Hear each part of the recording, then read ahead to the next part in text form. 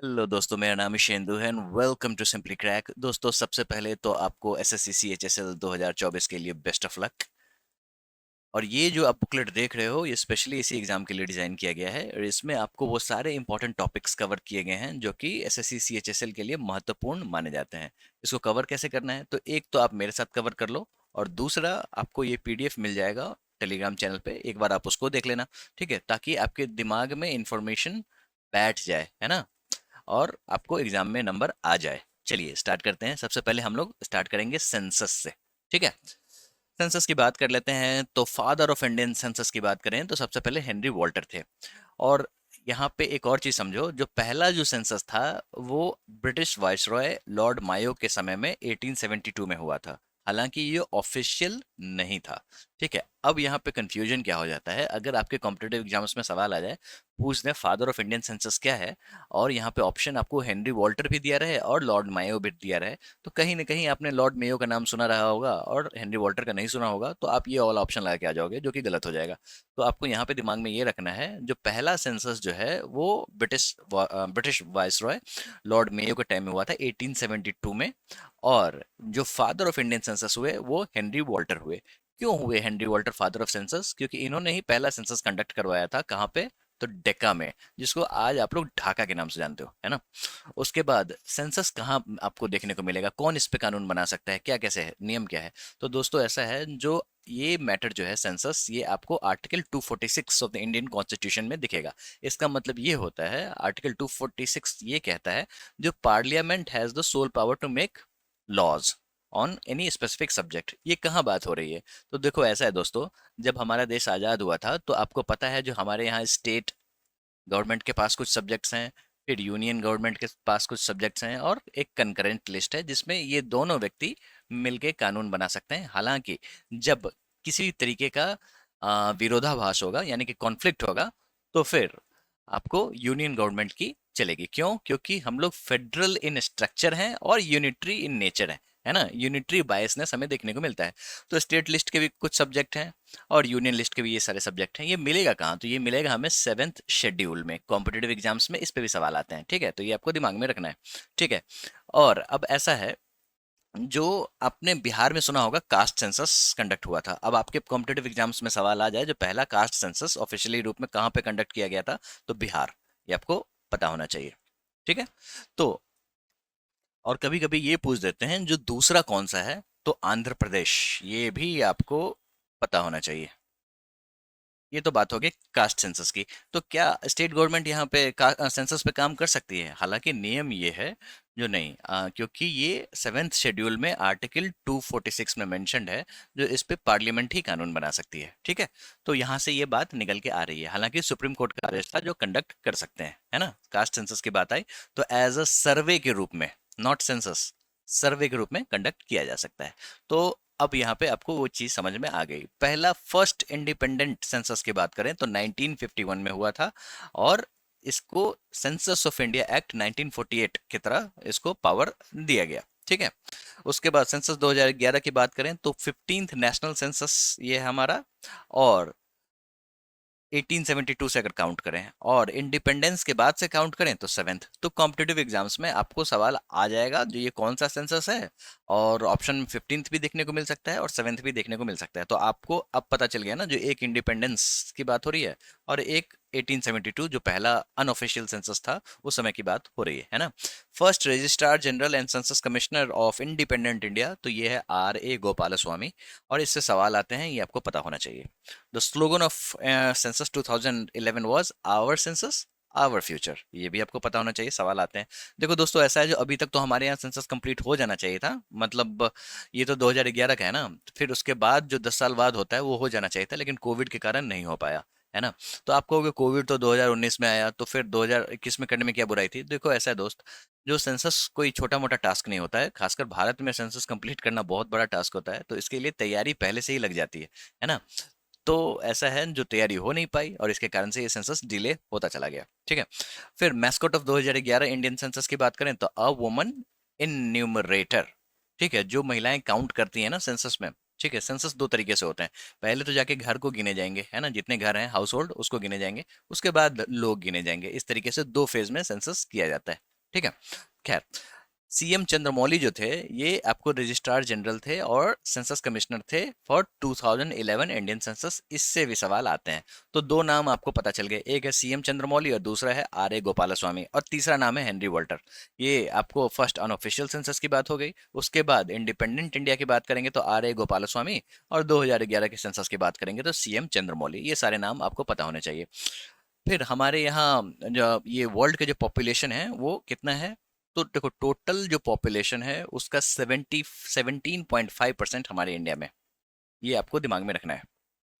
देखो अब population burden कितना है आप ये समझो। तो देखो ऐसा है, जो हम पूरे वर्ल्ड का कितना लैंड रखते हैं, तो 2.4% है ना। तो हमारा इंडिया जो है वो 2.4% है वर्ल्ड के टोटल लैंड में, और इसमें पॉपुलेशन कितनी है, तो 17.5% हम लोग होल्ड करते हैं। देख रहे हो, तो कितना मारामारी है। फिर अब ये कभी कभी सवाल आ जाता है, जो सबसे पॉपुलर ट्राइब, सबसे ज्यादा परसेंटेज वाला ट्राइब कौन सा है हमारे यहाँ, सबसे ज्यादा संख्या किसकी है, तो भील की। भील और गोंड में लड़ाई चलती रहती है। लड़ाई मतलब कॉम्पिटेटिव एग्जाम्स में चलती रहती है, कहीं कहीं गोंड भी देखने को मिल जाता है। लेकिन आपको 2011 का सेंसस फॉलो करना है, और इस हिसाब से भील ही इज द राइट आंसर। तो कभी भी कॉम्पिटेटिव एग्जाम्स में भील और गौंड दोनों ऑप्शन आपको दिखेंगे, आपको भील पे टिक लगा के आना है जब बात होगी जो सबसे बड़ा ट्राइब कौन सा है, क्योंकि ये 37.7% ऑफ द एसटी पॉपुलेशन ये है क्या, तो भील। मोस्ट स्पीकिंग लैंग्वेज की बात करें तो हिंदी। ठीक है, तो ये भी आपको पता होना चाहिए। इसमें क्या सीन है ना, जो हम लोग हमारे देश में कितने प्रतिशत लोग हिंदी बोलते हैं, तो होते हैं 43%। ये भी कभी कभी देखने को मिल जाता है, ज्यादातर ये देखने को मिलता है जो कौन सी भाषा सबसे ज्यादा बोली जाती है, तो हिंदी। ठीक है। वर्ल्ड की बात करें तो क्या स्टेटस है, तो देखो दोस्तों ऐसा है, जो अगर वर्ल्ड की बात करेंगे तो सबसे पहले नंबर आता है इंग्लिश का, है ना। उसके बाद चाइनीज। चाइनीज में कौन सा, चाइनीज में दो भाषाएं हैं, एक है मैंडेरिन और दूसरा है कैंटोनीज। ठीक है, तो मैंडेरिन की यहाँ पे बात हो रही है, तो पहले इंग्लिश, दूसरा मैंडेरिन और तीसरा हमारा हिंदी है। ठीक है, और हमारे यहाँ सबसे ज्यादा बोलने जाने वाली भाषा है हिंदी। ठीक है, और दूसरा कौन सा भाषा है, तो बंगाली। और ये बंगाली कहाँ पे वर्ल्ड में एग्जिस्ट करती है, तो 7वें स्थान पे। कभी कभी ये सवाल आपको नहीं आएगा, लेकिन आपको ये पता होना चाहिए जो बंगाली भी एग्जिस्ट करती है। चाइल्ड सेक्स रेशियो की बात कर लेते हैं, कॉम्पिटेटिव एग्जाम्स के लिए इंपॉर्टेंट है, क्योंकि बहुत सारे स्कीम्स चाइल्ड सेक्स रेशियो को सुधारने में लगे हुए हैं, जैसे बेटी बचाओ बेटी पढ़ाओ, है ना। तो क्यों चाइल्ड सेक्स रेशियो ऐसा मतलब हमारे कॉम्पिटेटिव एग्जाम्स के लिए इंपॉर्टेंट हो जाता है, क्योंकि स्थिति बहुत खराब है। ओनली 919, कहने का मतलब टोटल 919 गर्ल चाइल्ड हैं एज कम्पेयर टू बॉयज। कितने बॉयज, तो 1000 बॉयज। ठीक है, तो ये आपको दिमाग में रखना है। ठीक है, हाईएस्ट कहाँ पे आपको देखने को मिलेंगे, तो 972 अरुणाचल प्रदेश में देखने को मिलेंगे। लोवेस्ट कहाँ पे मिलेंगे, तो हरियाणा में 834। और यही कारण है जो बेटी बचाओ बेटी पढ़ाओ जो आया था 2015 में, इसकी शुरुआत हरियाणा से की गई थी। ऑल्दो पैन इंडिया ये लॉन्च किया गया था, लेकिन ये लॉन्च हरियाणा से किया गया था। ठीक है, तो कभी कभी आपके कॉम्पिटेटिव एग्जाम्स में सवाल इस तरीके से भी देखने को मिलते हैं, है ना। अब ये चाइल्ड सेक्स रेशियो इसलिए इंपॉर्टेंट है क्योंकि हमारे भारत का आने वाला भविष्य इस पे टिका हुआ है। ठीक है, फर्स्ट इकोनॉमिक सेंसस की बात कर लेते हैं, तो 1977 जो कि स्टार्ट हुआ था, ये भी सवाल देखने को मिल जाते हैं, तो ये आपको पता होना चाहिए। उसके बाद highest populated district of India, तो थाने, जो कि महाराष्ट्र में है, जिसकी पॉपुलेशन 1.1 करोड़ है। ये 2011 सेंसस के हिसाब से डेटा है। ठीक है, और कॉम्पिटेटिव एग्जाम्स के लिए आपके लिए यही वैलिड डेटा है। लोएस्ट पॉपुलेटेड डिस्ट्रिक्ट्स की बात करें तो दिबांग वैली कहाँ पे है, तो अरुणाचल प्रदेश में। ठीक है, तो ये भी आपको पता होना चाहिए। State with highest growth rate, Meghalaya. देखो ऐसा है, जो ऐसा जरूरी नहीं है जो ग्रोथ रेट ज़्यादा है तो फिर पॉपुलेशन भी ज़्यादा होगी, और फिर पॉपुलेशन कम होगी तो फिर पॉपुलेशन अगर ऐड होती है तो फिर ग्रोथ रेट ज़्यादा देखने को मिलता है। ठीक है, आप लोग मैथमेटिक्स के स्टूडेंट रहो, आपको तो पता ही होगा ये बात, है ना। उसका यही कारण है जो बिहार में ग्रोथ रेट बहुत ही ज़्यादा है, लेकिन बिहार कितना ग्रो कर रहा है वो तो आपको पता ही है ना। State with lowest growth rate, Nagaland, -6%। ठीक है, तो अब आप इसको कैसे याद रखोगे, ऐसे याद रखो, जो यहाँ पे ग्रोथ रेट की बात हो रही है और पॉपुलेशन की बात हो रही है ना, ये आपका नॉर्थ ईस्ट है ना। यहाँ पे आपका अरुणाचल प्रदेश है। ठीक है, ये आपको लोएस्ट पॉपुलेशन है यहाँ पे। ठीक है, उसके बाद मेघालय की बात कर लो, तो यहाँ पे एक ऐसा पहाड़ी सा है, गारो खासी जंतिया हिल वाला। यहाँ पे आपको ग्रोथ रेट बहुत ही ज्यादा देखने को मिलेगी। ठीक है, आप समझो ये माउंटेन है, ये ग्रो हो रहा है। इस तरीके से याद करोगे, याद हो जाता है। मुझे तो हो गया, आपको भी हो जाएगा, आई एम 100% श्योर। ठीक है, और यहाँ पे नागालैंड है, और नागालैंड में -6% आपको ग्रोथ रेट देखने को मिलता है। सवालों में आते हैं ये सारी चीजें, आपको ये पता होनी चाहिए। ठीक है, इस तरीके से याद करोगे, याद हो जाएगा। Union territory with lowest growth rate की बात करें तो देखो, यूटी की बात करें तो लक्षद्वीप। यही कारण है जो मोदी जी वहां गए थे, और मोदी जी वहां गए थे तो आपने आसपास कोई चीजें नहीं देखी होंगी। क्यों? पॉपुलेशन नहीं है ना। ठीक है, ग्रोथ नहीं है। ठीक है, ग्रोथ रेट, पॉपुलेशन ग्रोथ नहीं है वहां पे। इस तरीके से याद रखोगे, याद हो जाएगी। The scheduled caste and the scheduled tribe की बात कर लेते हैं, तो हमारे यहाँ शेड्यूल्ड कास्ट है 16.2% और शेड्यूल्ड ट्राइब है 8.2%। लिटरेसी रेट बड़ा इंपॉर्टेंट है। ओवरऑल 74% है, 74.04%, जिसमें महिलाओं का 65.46 और मेन का 82.14% है। ठीक है, आप जैसा कि देख सकते हैं, इन दोनों का एवरेज आपको 74.4% आता है ना। Schedule caste and schedule tribe हमने देख लिया। उसके बाद states and union territory with the highest SC population, schedule caste population की बात हो रही है, तो सबसे ज्यादा शेड्यूल कास्ट आपको यूपी में देखने को मिलेंगे। ठीक है, और परसेंटेज की बात करेंगे तो पंजाब में। ठीक है, सबसे ज्यादा यूपी में, परसेंटेज वाइज पंजाब में। ये सारी चीजें आपको पता होनी चाहिए। फिर रिलीजन की बात करते हैं तो हिंदुइज्म 79.8%। और अब कभी कॉम्पिटेटिव एग्जाम्स में आपके पास ये सवाल आ जाए जो कहाँ पे सबसे ज़्यादा हिंदू पॉपुलेशन है, तो हिमाचल प्रदेश, ये आपको पता होना चाहिए। मुस्लिम पॉपुलेशन की बात करें तो 14.2%। क्रिश्चियन की बात करें तो 2.3%। सिखिज्म 1.7%। बुद्धिज्म 0.7% और जैनिज्म 0.4%। अब क्या करेंगे, जो कभी कभी कॉम्पिटेटिव एग्जाम्स में ऐसे सवाल आ जाते हैं जो आपको डेटा चौंकाने वाले हो जाएंगे, वो तीसरा या चौथा ये पूछ देंगे जो सिखिज्म ज्यादा है या फिर क्रिश्चियनिटी ज्यादा है। तो इस तरीके से आपको याद रखना है, हिंदू मुस्लिम सिख, नहीं, हिंदू मुस्लिम ईसाई सिख, यहाँ पे उल्टा है। ठीक है, इस तरीके से आप याद कर लेना। Year of great divide in the demographic history of India, तो 1921 में ऐसा क्या हो गया, ये क्या है ग्रेट डिवाइड? तो देखो, ऐसा है, जो पॉपुलेशन हमेशा आपको अक्सर आगे बढ़ता, ऊपर बढ़ता हुआ दिखेगा। ठीक है, लेकिन यहाँ पे 1921 में ना ब्रेक लग गया। पहली बार हमने नेगेटिव पॉपुलेशन ग्रोथ हमें देखने को मिला। ठीक है, इसलिए देखने को मिला नेगेटिव पॉपुलेशन ग्रोथ, क्योंकि उस समय में स्पेनिश फ्लू आ गया था।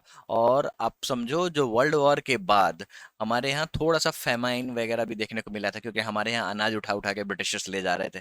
ठीक है, फिर स्पेनिश फ्लू था, उसका भी प्रभाव हमारे यहाँ देखने को मिला, है ना। तो इस कारण से यहाँ पे नेगेटिव ग्रोथ रेट, बहुत सारे लोग मर गए, और इस कारण से ग्रोथ रेट नेगेटिव पहली बार ऐसा देखने को मिला, और ये तब बन गया ईयर ऑफ ग्रेट डिवाइड। ठीक है, जिसको हिंदी में महाविभाजन कहते हैं। किसी कॉम्पिटिटिव एग्जाम्स में मुझे ये दिखा था, महाविभाजन वर्ड, है ना। तो आपको ये पता होना चाहिए, सवाल आते हैं और आते रहते हैं। State of world population report is published by UNPF, United Nation population fund जो है, वो वर्ल्ड पॉपुलेशन रिपोर्ट जारी करती है। दोस्तों, हमारे यहाँ तो सेंसस हो जाता है ना, तो वर्ल्ड का कौन हिसाब किताब रखेगा? कौन हमें बताएगा? जो हमने चाइना को पछाड़ दिया है और इंडिया नंबर 1 हो गया है पॉपुलेशन के मामले में, है ना। तो ये हमें बताता है यूएन पॉपुलेशन फंड। ठीक है, चलिए अब कुछ मेले की बात कर लेते हैं, उसके वेन्यू के बारे में बात कर लेते हैं, और प्लेस के बारे में बात कर लेते हैं, ये भी इंपॉर्टेंट है। अंबुबाची मेला जो है, ये कामाख्या टेम्पल में होता है, जो कि आसाम में है। ठीक है, और इस पे सवाल सबसे ज्यादा पूछे गए हैं, पूछे जाते हैं, और यही कारण है जो यहाँ पे आपको यहाँ देखने को मिल रहा है। ठीक है, बेसिकली क्या है ना, जो कामाख्या टेम्पल जो है, यहाँ पे तैंत्रिसिज्म ज्यादा होता है, समझे, तैंत्रिक एक्टिविटी ज्यादा होती है। यहीं पे अंबुबाची मेला लगता है। जो महिलाएं अगर मान लो इनफर्टिलिटी से जूझ रही हैं, वो कामाख्या देवी जाके अपना वर मांगती हैं, जो मुझे संतान की प्राप्ति हो। ठीक है, अंबुबाची मेला भी वहीं पे लगता है। ठीक है, बानेश्वर फेयर कहाँ लगता है? तो ये लगता है राजस्थान में। राजस्थान में कहाँ लगता है? तो डुंगारपुर महादेव टेम्पल है, वहां पे बानेश्वर टेम्पल, वहां पे बानेश्वर फेयर लगता है। उसके बाद चंद्रभाग फेयर कहाँ लगता है? तो झाल रफ्तान, जो कि राजस्थान में है। ठीक है, और चंद्रभाग के बारे में अगर आपको ये पूछ दिया जाए रिवर के बारे में, तो ये आपको दोनों रिवर जो हैं वो हिमाचल प्रदेश के हैं। ठीक है, लेकिन चंद्रभाग फेयर की बात हो तो वो राजस्थान में है। ठीक है, झाल रफ्तान जो जगह है वहां पे है ये। ठीक है, और चंद्र और भाग, जो दो रिवर इस तरीके से मिलती हैं, और यहाँ से चेनाब शुरू होता है। ठीक है, ये तो रिवर की बात होगी, और यहाँ पे फेयर भी आपने समझ लिया। कंफ्यूज नहीं होना है, जहाँ पे कंफ्यूजन वाली बात होगी मैं आपको ऑलरेडी बताता हुआ चलूंगा। गंगा सागर फेयर बड़ा ही इंपॉर्टेंट है, ये वेस्ट बंगाल में होता है, वहाँ पे एक गंगा सागर आइलैंड है। ठीक है, यहाँ पे हाई टाइड और लो टाइड देखने को मिलता है, और इसलिए बहुत सारे लोग गंगा सागर फेयर देखने जाते हैं। माधवपुर मेला की बात करें तो पोरबंदर गुजरात में होता है। फिर कामाख्या सरलम जत्रा या फिर मेदाराम जत्रा से भी सवाल आते हैं, ये कहाँ पे है? तो मेदाराम एक जगह है, मेदाराम, वारंगल, तेलंगाना में। फिर थिसूर पूर्णम कहाँ पे है? थिसूर पूरम जो है वो आपको थिसूर केरला में है, तो आपको थिसूर अगर याद है तो फिर ये सवाल गलत होगा नहीं। वहीं पे एक वड़कुंठन टेम्पल है, वहीं पे ये मनाया जाता है। सूरज कुंड बहुत ही इंपॉर्टेंट है, कॉम्पिटेटिव एग्जाम्स में अक्सर देखने को मिलता है। ठीक है, तो ये सूरज कुंड एक जगह है, कहाँ पे है? तो फरीदाबाद हरियाणा में, यहीं पे आर्ट एंड क्राफ्ट का मेला लगता है। फिर नौचंदी कहाँ पे लगता है? तो मेरठ में लगता है, जो कि उत्तर प्रदेश में है। कुंभ मेला कहाँ पे लगता है? तो देखो ऐसा है दोस्त, एक तो 12 साल पे आपको जो कॉन्फ्लुएंस ऑफ गंगा यमुना और सरस्वती माना जाता है, इलाहाबाद प्रयागराज वहाँ पे लगता है। और वैसे भी बीच में अर्धकुंभ वगैरह लगते हैं, कहाँ कहाँ? तो नासिक, उज्जैन, इलाहाबाद और हरिद्वार, 4 जगह आपको देखने को मिल जाएंगे। ठीक है, पुष्कर फेयर की बात कर लेते हैं, तो पुष्कर आपको राजस्थान में लगता है, बहुत ही इंपॉर्टेंट मेला है, कॉम्पिटेटिव एग्जाम्स में इससे सवाल आते हैं। और हमारे यहाँ एक बहुत बड़ा कैटल फेयर लगता है, मतलब एनिमल्स का फेयर लगता है, कहाँ पे? तो सोनपुर कैटल फेयर कहाँ पे है? तो ये बिहार में है, यहाँ पे गंगा और गंडक का कॉन्फ्लुएंस है। ठीक है, तो यहाँ पे कैटल फेयर लगता है, कॉम्पिटेटिव एग्जाम्स के लिए ये भी महत्वपूर्ण है। चलिए अब हार्वेस्ट फेस्टिवल की बात कर लेते हैं। ठीक है, अब इसे हम लोग north India, north east India, east and waste India और साउथ इंडिया में डिवाइड करके पढ़ेंगे। शुरुआत करते हैं नॉर्थ इंडिया से, मकर संक्रांति। ठीक है, जो कि जनवरी में होता है, और ये पूरे इंडिया में सेलिब्रेट किया जाता है, खासकर नॉर्थ इंडिया में ज़्यादा देखने को मिलता है। ठीक है, हाँ, जो आप मकर संक्रांति वर्ड देख रहे हो ये नॉर्थ इंडिया में चलता है, और ये जो फेस्टिवल है वो हर जगह डिफरेंट डिफरेंट नाम से देखने को मिलेगा। बैसाखी की बात कर लेते हैं, तो पंजाब और हरियाणा में मनाया जाता है, और अप्रैल महीना भी आप याद रखो, कभी कभी सवाल ऐसे भी आ जाते हैं। लद्दाख का जो हार्वेस्ट फेस्टिवल है वो आपको सितंबर में मनाया जाता है, लद्दाख, जास्कर और कारगिल में। ठीक है, लोहरी की बात करें तो पंजाब में मनाया जाता है जनवरी में। बसंत पंचमी की बात करें तो ये भी जनवरी या फिर फरवरी में देखने को मिलता है। ठीक है, ये माँ सरस्वती जो विद्या की देवी हैं उनके लिए ये मनाया जाता है। ठीक है, खासकर नॉर्थ इंडिया में ये देखने को मिलता है। अब नॉर्थ ईस्ट इंडिया की बात कर लेते हैं, तो भोगाली बिहू जो कि आसाम में है। देखो दोस्तों ऐसा है, जो बिहू की बात करें तो 3 बिहू देखने को आपको मिलेंगे। सबसे पहले आप समझो भोगाली बिहू। ठीक है, भोगाली बिहू की बात करें तो ये जनवरी में मनाया जाता है, ये एंड ऑफ द हार्वेस्ट। इतना लिखूंगा तो टाइम लग जाएगा, ठीक है, जल्दी जल्दी बता देता हूँ। End of the harvest season Bhogali Bihu. फिर एक होता है काटी बिहू। नहीं, काटी बिहू से पहले आपको बता देता हूँ, भोगाली बिहू हो गया, उसके बाद बोहाग बिहू, ये आपको अप्रैल में मनाया जाता है। ये असमीज न्यू ईयर जो होता है ना, उसको ये डिनोट करता है। तो कभी भी कॉम्पिटेटिव एग्जाम्स में आ जाएगा जो इसमें से कौन सा बिहू असमीज न्यू ईयर में मनाया जाता है, तो आता है बोहाग बिहू। ठीक है, अब है काटी बिहू। काटी बिहू जैसा कि नाम से लग गया होगा, यहाँ पे आपको राइस की फसल काटे जाते हैं। ठीक है, और ये कब काटे जाते हैं? तो अक्टूबर में। इस तरीके से आप याद रख सकते हैं, ये तारीख तीनों इंपॉर्टेंट है, कॉम्पिटेटिव एग्जाम्स में सवाल आपको देखने को मिल जाएंगे। चलिए अब हम लोग वांगाला नवंबर में मनाया जाता है, कहाँ पे? तो मेघालय और आसाम में। कॉम्पिटेटिव एग्जाम्स में सवाल आ जाए तो सबसे पहले प्रायोरिटी आप मेघालय को ही देना। अब यहाँ पे आसाम क्या कर रहा है? तो कहीं भी हमने देखा था जो कुछ लोग हैं जो कि आसाम में भी मनाते हैं, तो फिर यहाँ पे मेंशन्ड है, लेकिन आप इसको मेघालय से ही याद रखना। वांगाला को डांस ऑफ 100 ड्रम्स भी कहते हैं। इस तरीके से सवाल एसएससी में आ चुका है, आता रहता है। का पोम्बलांग नोंगक्रेम जो है ये मेघालय में आएगा, तो नोंगक्रेम आपको बस याद रखना है, ये मेघालय का ही आपको फोक डांस है। ठीक है, और फेस्टिवल भी कह लो, हार्वेस्ट फेस्टिवल भी कह लो। ठीक है दोस्तों, फोक डांस वाली वीडियो इस चैनल पे पड़ी हुई है, अब जाके देख लेना, वो मुझे लगता है जो आपको 2 या 3 नंबर तो दिलवा देगी, है ना। ईस्ट एंड वेस्ट इंडिया की बात करते हैं, तो नुआखाई जो कि उड़ीसा में मनाया जाता है, इस पे सवाल बहुत ही आते हैं। फिर गुड़ी पर्व जो है वो महाराष्ट्र में मनाया जाता है। फिर नबन्ना जो है वो वेस्ट बंगाल में मनाया जाता है। साउथ इंडिया की बात कर लेते हैं, ओनम केरला में, पोंगल तमिलनाडु में। ठीक है, कंफ्यूज होते हैं लोग, तो इसको आपको कैसे याद रखना है? तो ओके पीटी याद कर लेना है। ठीक है, ओके भी अगर आप याद कर लोगे तो आपको पता चल जाएगा जो पीटी अलग होगा, है ना। ओके का मतलब ओनम केरला। ठीक है, पोंगल पीटी पोंगल तमिलनाडु। ठीक है, इस तरीके से आप याद रख लेना। उगाड़ी कहाँ कहाँ देखने को मिलता है, तो उगाड़ी हमें आंध्र प्रदेश में देखने को मिलेगा और कर्नाटका में देखने को मिलेगा। अन्य स्टेट्स में भी थोड़े थोड़े देखने को मिलते हैं, लेकिन मेनली आंध्र प्रदेश और कर्नाटका में देखने को मिलेगा। विशु पर्व जो होता है वो केरला और कर्नाटका में मनाया जाता है। ठीक है, तो ये सारी चीज़ें आपको पता होनी चाहिए। दोस्तों, न्यू ईयर फेस्टिवल की भी एक पूरी की पूरी वीडियो इस पे पड़ी हुई है। 11 मिनट की वीडियो है, लेकिन ये बहुत इंपॉर्टेंट है। ठीक है, उसमें मैप की सहायता से भी आपको चीज़ें बताई गई हैं, चैनल पे पड़ी हुई हैं, जाके आप देख सकते हैं। अब हम लोग न्यू ईयर फेस्टिवल की बात कर लेते हैं। छोटे मोटे यहाँ पे हमने काउंट करें, जिससे सवाल ज़्यादा देखने को मिलेंगे। उगाड़ी जो है इसको चैत्र शुद्ध पदयामी भी कहते हैं। ठीक है, आंध्र प्रदेश और कर्नाटका में देखने को मिलेगा। गुड़ी पड़व की बात करें तो महाराष्ट्र, संवत्सर पड़वो गोवा। ठीक है, उसके बाद नव वर्ष बंगाल, फिर पुथांदो तमिलनाडु, और उसके बाद विशु जो है वो केरला। ठीक है, लेकिन आई वुड रिकमेंड यू, जो अगर आपके पास 11 मिनट हैं तो आप जाके न्यू ईयर फेस्टिवल वाली वीडियो जरूर देख लेना, वो बहुत ही बेहतरीन वीडियो है, उससे आप भूलोगे नहीं। अब इंडियन फेस्टिवल्स की बात कर लेते हैं स्टेट वाइज। आंध्र प्रदेश की बात करें तो दशहरा, ठीक है, उगाड़ी, डेक्कन फेस्टिवल और ब्रह्मोत्सव।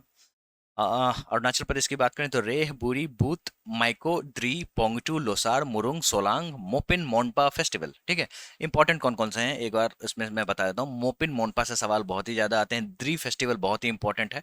ठीक है, और लोसार तो आपको पता है जो बुद्धिस्ट फेस्टिवल है, तो इंपॉर्टेंट तो होता ही है ना। तो अब ऐसा है, जो वहाँ पे जो ट्राइब्स होते हैं ना, अच्छी बात यह है जो ट्राइब्स के नाम पे, ट्राइब्स के नाम तो होते ही होते हैं, डांस के भी नाम हो जाएंगे, फेस्टिवल के भी नाम हो जाएंगे। ठीक है, तो ये सारी चीज़ें ज़िंदगी थोड़ी सी आसान बना देती है। आसाम की बात करें तो अंबुबाची मेला लगता है, भोगाली बिहू, बैसागु, बोईसागु। ठीक है, फिर दिहांग पटकाई। बिहार की बात करें तो छठ पूजा, बिहुला। ये देखो दोस्तों, ऐसा है जी, ये थोड़ा सा छोटा लिस्ट है, ये लिस्ट यही है जो कि इंपॉर्टेंट, एक्सट्रीमली इंपॉर्टेंट माने गए हैं, वही ऐड किए गए हैं। छत्तीसगढ़ की बात करें तो माघी पूर्णिमा, बस्तर दशहरा जिसको कहते हैं। गोवा की बात करें तो सनबर्न फेस्टिवल, बड़ा ही इंपॉर्टेंट है। गोवा के बीच पे जाओगे तो सनबर्न हो ही जाएगा, इस तरीके से आप याद कर सकते हैं। एक लडेन जो है ये आपको पता होना चाहिए, और मांडो, मांडो से बहुत ज़्यादा सवाल आते हैं, मांडो आपको पता होना चाहिए। ठीक है, ये हमने फोक डांस वाले वीडियो में भी कवर कर रखा है। दोस्तों, गुजरात की बात करें तो नवरात्रि, जन्माष्टमी, कच्छ उत्सव और उत्तरायण, ये सारे गुजरात में देखने को मिल जाएंगे। ठीक है, हिमाचल प्रदेश की बात करें तो रखदुमी और गोची फेस्टिवल इंपॉर्टेंट है। हरियाणा की बात करें तो वैसाखी। जम्मू कश्मीर की बात करें तो हर नवमी, चारी, बहु मेला और डोमस्चे। ठीक है, अब यहाँ पे एक चीज देखो, यहाँ पे कंफ्यूज कहाँ से होते हैं। सवाल आया हुआ है एसएससी में, जो चारी जो है ये कहाँ का फेस्टिवल है। ठीक है, और चारी एज ए डांस की बात करें तो राजस्थान, फेस्टिवल की बात करें तो जम्मू कश्मीर, ये आपको दिमाग में रखना है। ठीक है, झारखंड की बात करें तो करम उत्सव, करम उत्सव आपको झारखंड के साथ साथ आसपास के रीजन में भी देखने को मिलेगा। फिर होली, रोहिणी, तुसु, सरहुल, ये सारे जो हैं वहीं के हैं। फिर कर्नाटका की बात करें तो मैसूर दशहरा और उगाड़ी। केरला की बात करें तो ओनम और विशु। उसके बाद मध्य प्रदेश की बात करें तो लोकरंग फेस्टिवल बहुत ज़्यादा सवाल बनाता है, ये आपको पता होना चाहिए। उसका तेजाजी खजुराहो फेस्टिवल, जो कि खजुराहो में होता है, खजुराहो टेम्पल चंदेल राजाओं के द्वारा बनाया गया था। मेघालय की बात करें तो नोंगक्रेम फेस्टिवल, खासी फेस्टिवल, वांगाला। महाराष्ट्र की बात करें तो गणेश उत्सव, गुड़ी पर्व। मणिपुर की बात करें तो यशोंग, पुरांग, चोआंगकुट, सैजबू, चेरियोबा। सैजबू चेरियोबा से बहुत ज़्यादा सवाल आते हैं, ये आपको पता होना चाहिए, पहली चीज़ ये। और मिजोरम की बात करें तो चैप्चर कुट फेस्टिवल। अब यहाँ पे क्या है ना, तो आपको एक चीज़ समझना पड़ेगा, सीधे पूछ देंगे कुट फेस्टिवल कहाँ होता है तो मणिपुर, चैप्चर कुट का मेंशन हुआ तो समझो मिजोरम। ठीक है, और मणिपुर, मिजोरम, ये सारे अक्सर सवालों में अब दिखते हैं ज़्यादा, क्योंकि वहाँ पे वो हमेशा करंट अफेयर्स में न्यूज़ बनाते रहते हैं, है ना। तो अगर कुट फेस्टिवल की बात करें और चवांग कुट की बात करें तो मणिपुर, या फिर चैप्चर कुट की बात करें तो मिजोरम। ठीक है, तो ये आपको दिमाग में रखना है। नागालैंड की बात करें तो हॉर्नबिल फेस्टिवल वहीं पे मनाया जाता है ना। अब एक और फेस्टिवल है पक्के हॉर्नबिल, पक्के, आपको टाइगर रिजर्व आपने सुना होगा, और वहां भी अब हॉर्नबिल फेस्टिवल मनाने लगे हैं, क्योंकि हॉर्नबिल फेस्टिवल आजकल टूरिस्ट लोगों को बहुत ही ज्यादा बुलाता है। ठीक है, तो ये लोग चाहते हैं जो हर जगह मनाया जाए, लेकिन हॉर्नबिल फेस्टिवल है कहाँ का, तो नागालैंड का। कब से कब तक मनाया जाता है, 1 से लेके 10 दिसंबर तक इसको मनाया जाता है। कहाँ पे, तो नागालैंड में। कैसे याद रखोगे, याद ऐसे रखो, जो सोचो एक बिल है, इससे निकल रहा है सांप, इस तरीके से अगर याद रखोगे तो भूलोगे नहीं। ठीक है, तो बिल से निकल रहा है सांप, यानी कि नाग, नाग से नागालैंड, कभी नहीं गलत होगा, और बिल पे ऊपर में हॉर्न लगा दो तो। ठीक है, नागालैंड की बात होगी। महोत्सव फेस्टिवल बड़ी इंपॉर्टेंट है, इससे सवाल अब आने शुरू हो गए हैं। फिर उड़ीसा की बात कर लेते हैं तो रथ यात्रा, राजा पर्व, नुआखाई। पंजाब की बात करें तो लोहड़ी और बैसाखी। राजस्थान की बात करें तो गणगौर। गणगौर का और तीज और बूंदी। गणगौर मतलब बेसिकली गौरी पूजा है, माँ पार्वती की पूजा है, ठीक है। इससे सवाल आपको ऑलरेडी आ चुके हैं और इस तरीके से आते हैं जब माँ पार्वती की पूजा इसमें से कौन सी की जाती है राजस्थान में, ठीक है। राजस्थान के साथ साथ आसपास के रीजन में भी देखने को मिले हैं, लेकिन प्रायोरिटी आपको राजस्थान ही देना है। अगर मध्य प्रदेश वगैरह ऑप्शन दिख जाए, राजस्थान नहीं दिखे तो आप कंसिडर कर सकते हैं, लेकिन अगर राजस्थान दिखे तो सबसे पहला ऑप्शन आपका गणगौर के लिए राजस्थान ही होना चाहिए, ठीक है। सिक्किम की बात कर लेते हैं। सिक्किम में है आपको लोसार और सागा दवा। सागा दवा का मतलब होता है चौथा दिन, ठीक है। और ये बेसिकली बहुत ही इंपॉर्टेंट माना जाता है, तो ये आपको पता होना चाहिए बुद्धिज्म में। तिब्बतन बुद्धिज्म में सागा दावा बहुत ही इंपॉर्टेंट है, सिक्किम में ये मनाया जाता है। उसके बाद पोंगल, पेटी, थाईपुसम, नत्यांजलि फेस्टिवल, ये सारे तमिलनाडु के हैं। पोंगल, थाईपुसम, नत्यांजलि फेस्टिवल। तेलंगाना की बात करें तो बोनालू, इस पे सवाल बहुत ही आते हैं, और बाथुकम्मा, इससे भी सवाल देखने को मिले हैं। त्रिपुरा की बात करें तो सबसे ज्यादा सवाल करची पूजा पे आते हैं, ये आपको पता होना चाहिए। वेस्ट बंगाल दुर्गा पूजा। उत्तरांचल गंगा दशहरा। उत्तर प्रदेश की बात करें तो रामनवमी, गंगा महोत्सव, नवरात्रि और खिचड़ी उत्तर प्रदेश में मनाए जाते हैं। चलिए अब आते हैं क्लासिकल डांस ऑफ इंडिया को पढ़ लेते हैं। देखो दोस्तों, ऐसा है, जो अगर संगीत नाटक अकादमी जो क्लासिकल डांस को रिकॉग्नाइज करती है उसकी बात करें तो टोटल 8 आपको क्लासिकल डांस देखने को मिल जाएंगे, ठीक है। एक और डांस ऐड हुआ है मिनिस्ट्री ऑफ कल्चर के द्वारा जिसका नाम है छाऊ, ठीक है। जो जो 9th क्लासिकल डांस है, ये भी आपको पता होना चाहिए, ठीक है।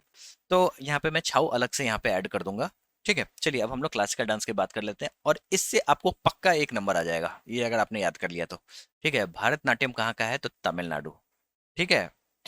उसके बाद कथकली कहाँ पे है? कथकली नहीं, कथक कहाँ पे है तो उत्तर प्रदेश। कथकली और मोहिनी अट्टम कहाँ का है तो केरला, ठीक है। दो आपको केरला से हैं। कुचिपुड़ी की बात करें तो आंध्र प्रदेश। मणिपुरी से बात करें तो मणिपुर। और उड़ीसी की बात करें तो उड़ीसा। और सत्रिया की बात करें तो आसाम, ठीक है। और एक छाऊ जो है वो, छाऊ आप पूछ देंगे छाऊ डांस कहाँ का है, तो ऐसा है, जो छाऊ 3 जगह आपको देखने को मिलेगा। एक वेस्ट बंगाल में देखने को मिलेगा, उड़ीसा में देखने को मिलेगा, और एक झारखंड में भी देखने को मिलेगा। तो ये कंबाइंड रूप में आपको छाऊ किया जाता है। चलिए दोस्तों, अब ऐसा है, जो इसको आपको अच्छे से कवर कर लेना है, इसको आपको याद ही कर लेना है, ठीक है। अब कभी कभी सवाल इस तरीके से आ जाएंगे, जो कौन सा ऐसा स्टेट है जहाँ पे 2 क्लासिकल डांस देखने को मिल जाएंगे, तो वो है केरला। यहाँ पे कथकली और मोहिनी अट्टम दोनों देखने को मिल जाएगा, है ना। भारतनाट्यम से सबसे ज्यादा सवाल आते हैं। इसका पहले का नाम जो था, ये पहले का नाम क्या कह लो, मतलब सादी रट्टम, ये इसका प्रीकर्सर माना जाता है, तो इससे भी सवाल आते हैं, ठीक है। तो ये आपको, ये सारी चीजें आपको पता होनी चाहिए। इन सभी में अगर थीम की बात करें तो एक भारतनाट्यम ही है जो इसमें सेवाइट थीम है। बाकी सभी जो आप देख रहे हो इसमें राधा कृष्णा आपको देखने को मिलेंगे डोमिनेंटली, ठीक है। तो इससे भी सवाल आ चुके हैं, आते रहते हैं, ठीक है। चलिए अब म्यूजिकल इंस्ट्रूमेंट्स एंड घरानास की बात कर लेते हैं। ये हमने छोटे रूप में यहाँ पे कवर कराने की कोशिश की है। देखो ऐसा है, जो म्यूजिकल इंस्ट्रूमेंट्स कितने प्रकार के होते हैं स्ट्रिंग इंस्ट्रूमेंट्स जिसको तत्ववाद्य कॉर्डोफोन्स कहते हैं। विंड इंस्ट्रूमेंट क्या होता है, जिसको सुषिर वाद्य कहते हैं, या फिर एरोफोन्स, एयर आप समझ रहे हो ना, विंड। उसके बाद प्रिकर्शन परकर्शन इंस्ट्रूमेंट जो होते हैं उसको हम लोग अवनद वाद्य और मेम्ब्रेनोफोन्स कहते हैं। यहाँ पे मेम्ब्रेन है, वो मेम्ब्रेन वाइब्रेट करता है ना। उसके बाद सॉलिड सॉलिड इंस्ट्रूमेंट की बात करें तो घन वाद्य या फिर इडियोफोन्स इसको कहा जाता है, ठीक है। अब यहाँ पे जो आपको नाम देखने को मिल जाएंगे, ये सारे इंपॉर्टेंट हैं, मैं आपको बता दूंगा इसमें से सबसे ज्यादा इंपॉर्टेंट कौन है वो ही बता दूंगा। हारमोनियम की बात करें तो एक नाम आप मत भूलना, वो है अप्पा जलगांवकर, ठीक है। और सेकंड पे ज्ञान प्रकाश घोष, और फिर तीसरे में पुरुषोत्तम वलवाकर, ठीक है। सबसे पहले अप्पा जलगौलकर का नाम आपको याद हो जाना चाहिए। फ्लूट की बात करें तो TR महालिंगन, हरि प्रसाद चौरसिया, नंबर 1 पे आप इनको रखना, N रामानी और पन्नालाल घोष, ठीक है। शहनाई की बात करते हैं तो दयाशंकर, बिस्मिल्लाह खान, अली अहमद खान। बिस्मिल्लाह खान को मत भूलना, ये बहुत ही इंपॉर्टेंट है, ठीक है। फिर नादस्वरम की बात करें तो राजरत्नम पिल्लई, शेख चुन्नी मौला चिन्ना मौला, और नीरुस्वामी पिल्लई। 3 नाम आपको यहाँ पे देखने को मिल जाएंगे। नादस्वरम से सवाल कम आते हैं, ठीक है। बाकी के तो जो इंपॉर्टेंट है हमने बता दिया। दोस्तों बिस्मिल्लाह खां की बात करें तो इनको भारत रत्न में मिल चुका है। कब मिला है तो 2001 में। सवाल बहुत इंपॉर्टेंट है, आपको पता होना चाहिए, ठीक है। चलिए अब हम लोग परकशन इंस्ट्रूमेंट्स और इनके एक्सपोनेंट्स की बात कर लेते हैं। ठीक है, घाटम। इसमें TH विनायकरम और EM सुब्रमण्यम, ये नाम आपको याद होना चाहिए। कैसे याद करोगे? तो ऐसा है ना, जो घाटम को आप इस तरीके से लिख लो, GHATHEM। आप कहोगे भाई हमने घाटम को इस तरीके से क्यों लिख दिया? तो TH से आपको TH विनायकरम याद हो जाना चाहिए, EM से आपको EM सुब्रमण्यम याद हो जाना चाहिए। इस तरीके से हमने याद करा है, आप भी याद कर लीजिए, आपको याद हो जाएगा। कंजरा की बात कर लेते हैं। तो फिर पुडुकोट्टाई दास दक्षिणी मूर्ति पिल्लई। तबला की बात करते हैं, ये इंपॉर्टेंट है। जाकिर हुसैन, साबिर खान, अल्लाह राखा खान, पंडित किशन महाराज। ठीक है, उसके बाद संदीप दास, उस्ताद शफत अहमद खान, पंडित ज्ञान प्रकाश घोष। अब आपने एक चीज गौर किया होगा, ज्ञान प्रकाश घोष यहाँ भी है, हारमोनियम भी बजा रहे हैं, तबला भी बजा रहे हैं। अब जब बजा रहे हैं तो देना ही पड़ेगा ना ठीक है, दोनों बजाते हैं। चलिए पखावज की बात कर लेते हैं। तो तोताराम शर्मा, गोपाल दास, रामशंकर पागलदास और पंडित अयोध्या प्रसाद। पंडित अयोध्या प्रसाद, तोताराम शर्मा, ये सारे नाम आपको याद हो जाने चाहिए। मृदंगम की बात कर लेते हैं। तो SV राजाराव, KV प्रसाद, पालघाट मणि अय्यर, पालघाट रघु और कराईकुड़ी R मणि। ठीक है, तो ये सारे नाम हैं, आपको जितने याद हो जाएं उतने अच्छे हैं। ठीक है, जो इंपॉर्टेंट है वो हमने आपको बता ही दिया। उसमें इंपॉर्टेंट तो सारे हैं, लेकिन इंपॉर्टेंट में इंपॉर्टेंट कौन से हैं वो भी हमने आपको बता दिया। गिटार की बात करें तो एक नाम ही बस आप याद रखना, यही अगर सवाल आ गया तो यही आएगा, वो होगा ब्रजभूषण काबरा। ठीक है, मेंडोलिन की बात कर लेते हैं। तो S बाल मुरली कृष्णा, नैगदेन डे, खगेन डे, यू श्रीनिवास। ठीक है, तो जितने भी डे हैं वो मेंडोलिन बजाते हैं, इस तरीके से आपको दिमाग में रखना है। यू श्रीनिवास का नाम याद रखना है आपको। ठीक है, उसके बाद रुद्र वीणा की बात करें तो एक ही नाम बड़ा इंपॉर्टेंट है, असद अली खान। ठीक है, पियानो की बात कर लेते हैं। तो आपको बी बालसारा। फिर बीन की बात करें तो असद अली खान। अब आप कहोगे वीणा बजाते थे या बीन बजाते हैं, पहले बता तो दो। ऐसा है, जो ये बीन बजाने वाले खानदान से बिलोंग करते थे, वीणा बजाते थे। ठीक है, दोनों चीज बजा रहे हैं, है ना। विचित्र वीणा भी एक चीज है, जिसको अब्दुल अजीज रूप में बजाते हैं, इसको अब्दुल अजीज खान और अहमद रजा खान। विश्व मोहन भट्ट जो है, इन्होंने एक अपना खुद का वीणा बना दिया, उसका नाम है मोहन वीणा। ठीक है, इनको ग्रैमी भी मिला हुआ है, इसीलिए इंपॉर्टेंट है कॉम्पिटेटिव एग्जाम्स में, हालांकि सवाल आसान बनेगा इससे। ठीक है, संतूर की बात कर लेते हैं। तो दो नाम बहुत इंपॉर्टेंट है, भजन सोपुरी और शिव कुमार शर्मा। संतूर से शिव भजन, इस तरीके से याद कर लो। फिर तरुण भट्टाचार्य एक और नाम है। सारंगी की बात करें तो अब्दुल लतीफ खान, उस्ताद बिंदा खान, रमेश मिश्रा, सुल्तान खान, पंडित राम नारायण, शकूर खान। सितार की बात कर लेते हैं। तो उस्ताद विलायत खान, पंडित रविशंकर। ये सबसे ज्यादा इंपॉर्टेंट है, इनको भी ग्रैमर मिल चुका है कितनी बार? तो 5 बार।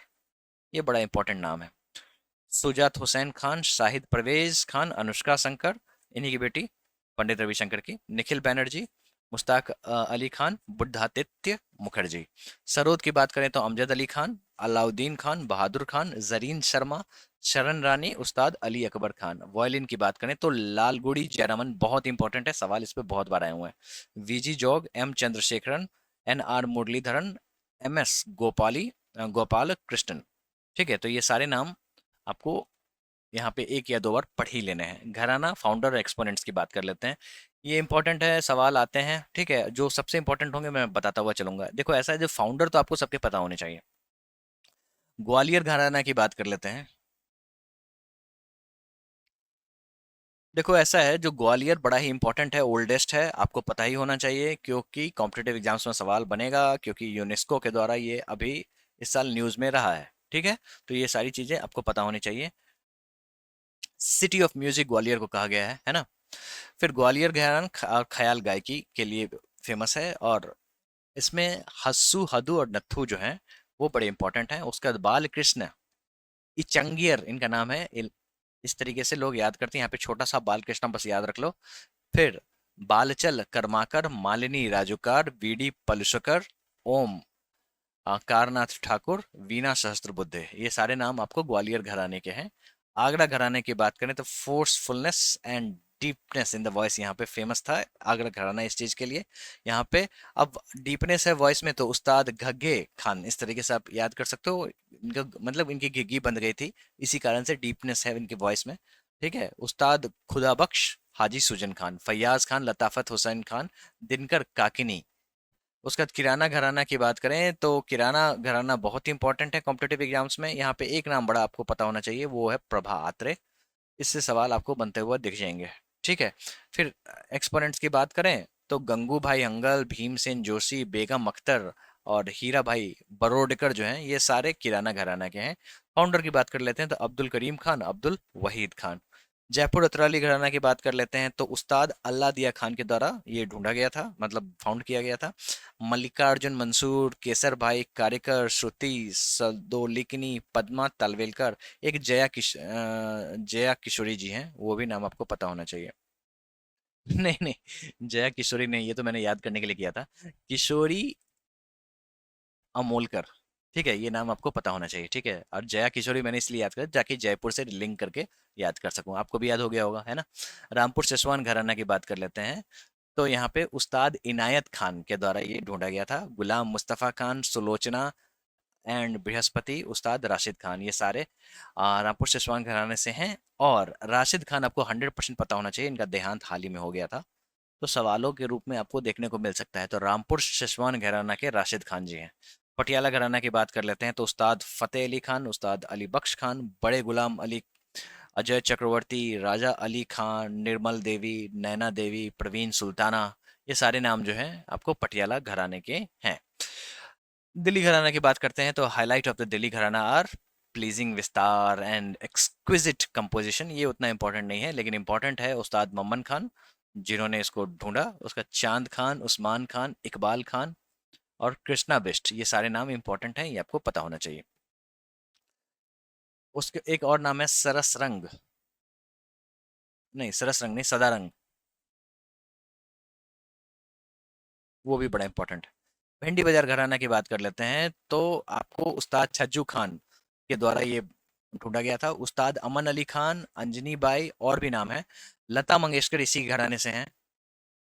ठीक है, उसके बाद आशा भोसले भी इसी घराने से हैं। ठीक है, तो ये सारी चीजें आपको पता होनी चाहिए। बनारस घराना की बात कर लेते हैं तो गोपाल मिश्रा जी के द्वारा ये ढूंढा गया। राजन मिश्रा, गिरजा देवी, साजन मिश्रा। मेवाटी घराना की बात करें तो नजीर खान, पंडित जसराज। सबसे ज्यादा सवाल इसी पे आते हैं, पंडित जसराज कौन से घराने से थे। Motiram, Maniram, Sanjeev, Abhyankar.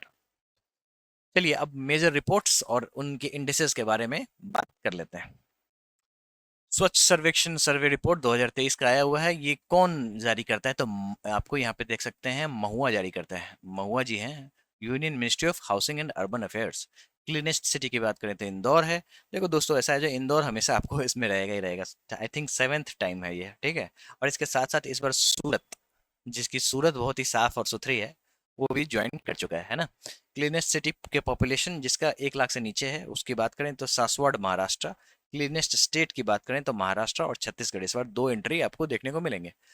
UN world happiness index की बात करें तो फिनलैंड और इंडिया 126वें नंबर पे है। सवाल आपको सबसे ज्यादा ये पूछा जाएगा, जो यूएन वर्ल्ड हैप्पीनेस इंडेक्स में नंबर 1 पे कौन है, रैदर देन इंडिया के बारे में पूछेंगे, क्योंकि बेइज्जती तो करानी नहीं है। ठीक है, तो नंबर 1 हैप्पीनेस इंडेक्स में नंबर 1 कंट्री कौन सा है।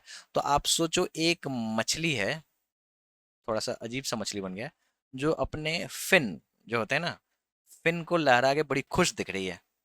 क्यों खुश दिख रही है? क्योंकि ये फिनलैंड जो है वो नंबर 1 पे है। इस तरीके से याद कर लो, याद हो जाता है। ह्यूमन डेवलपमेंट इंडेक्स की बात करें तो 2022 में ही जो डेटा आया था वही अभी रेलेवेंट है। Switzerland first, India 134th number पे है। ठीक है, उसके बाद जेंडर इनक्वालिटी की बात करें, जेंडर इनक्वालिटी इंडेक्स जो है उसमें 108वें नंबर पे हम लोग आते हैं। ठीक है, नंबर ये थोड़ा सा शुभ नंबर है, लेकिन इन इक्वालिटी के मामले में नहीं, है ना। The global intellectual property index की बात करें तो इंडिया 42nd नंबर पे आता है। Henley passport index 80th number पे आता है। ठीक है, किसका पासपोर्ट कितना स्ट्रांग है वो हेनली पासपोर्ट इंडेक्स से पता चलता है। हमारा 80th स्थान है, समझ जाओ, हम इस तरीके के विश्व गुरु हैं।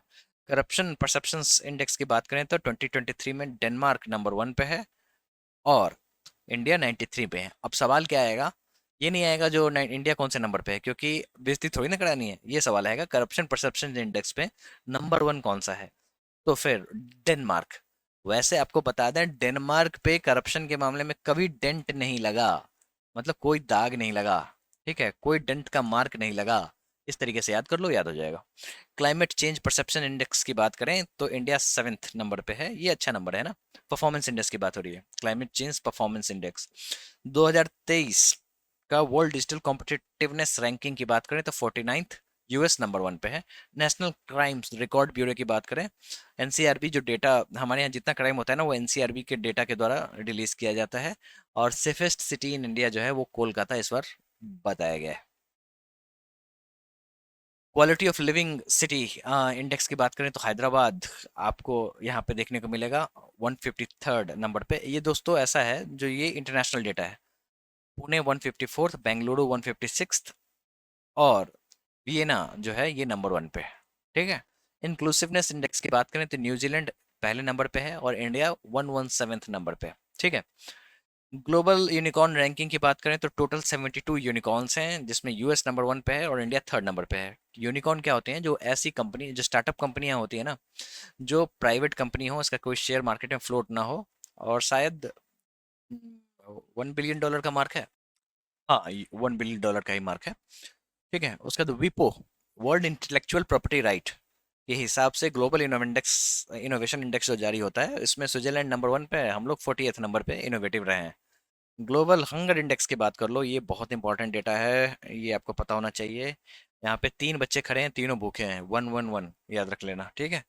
Sixth Hurun global unicorn index की बात करें तो India is rank 3rd position in the index with 67 unicorns.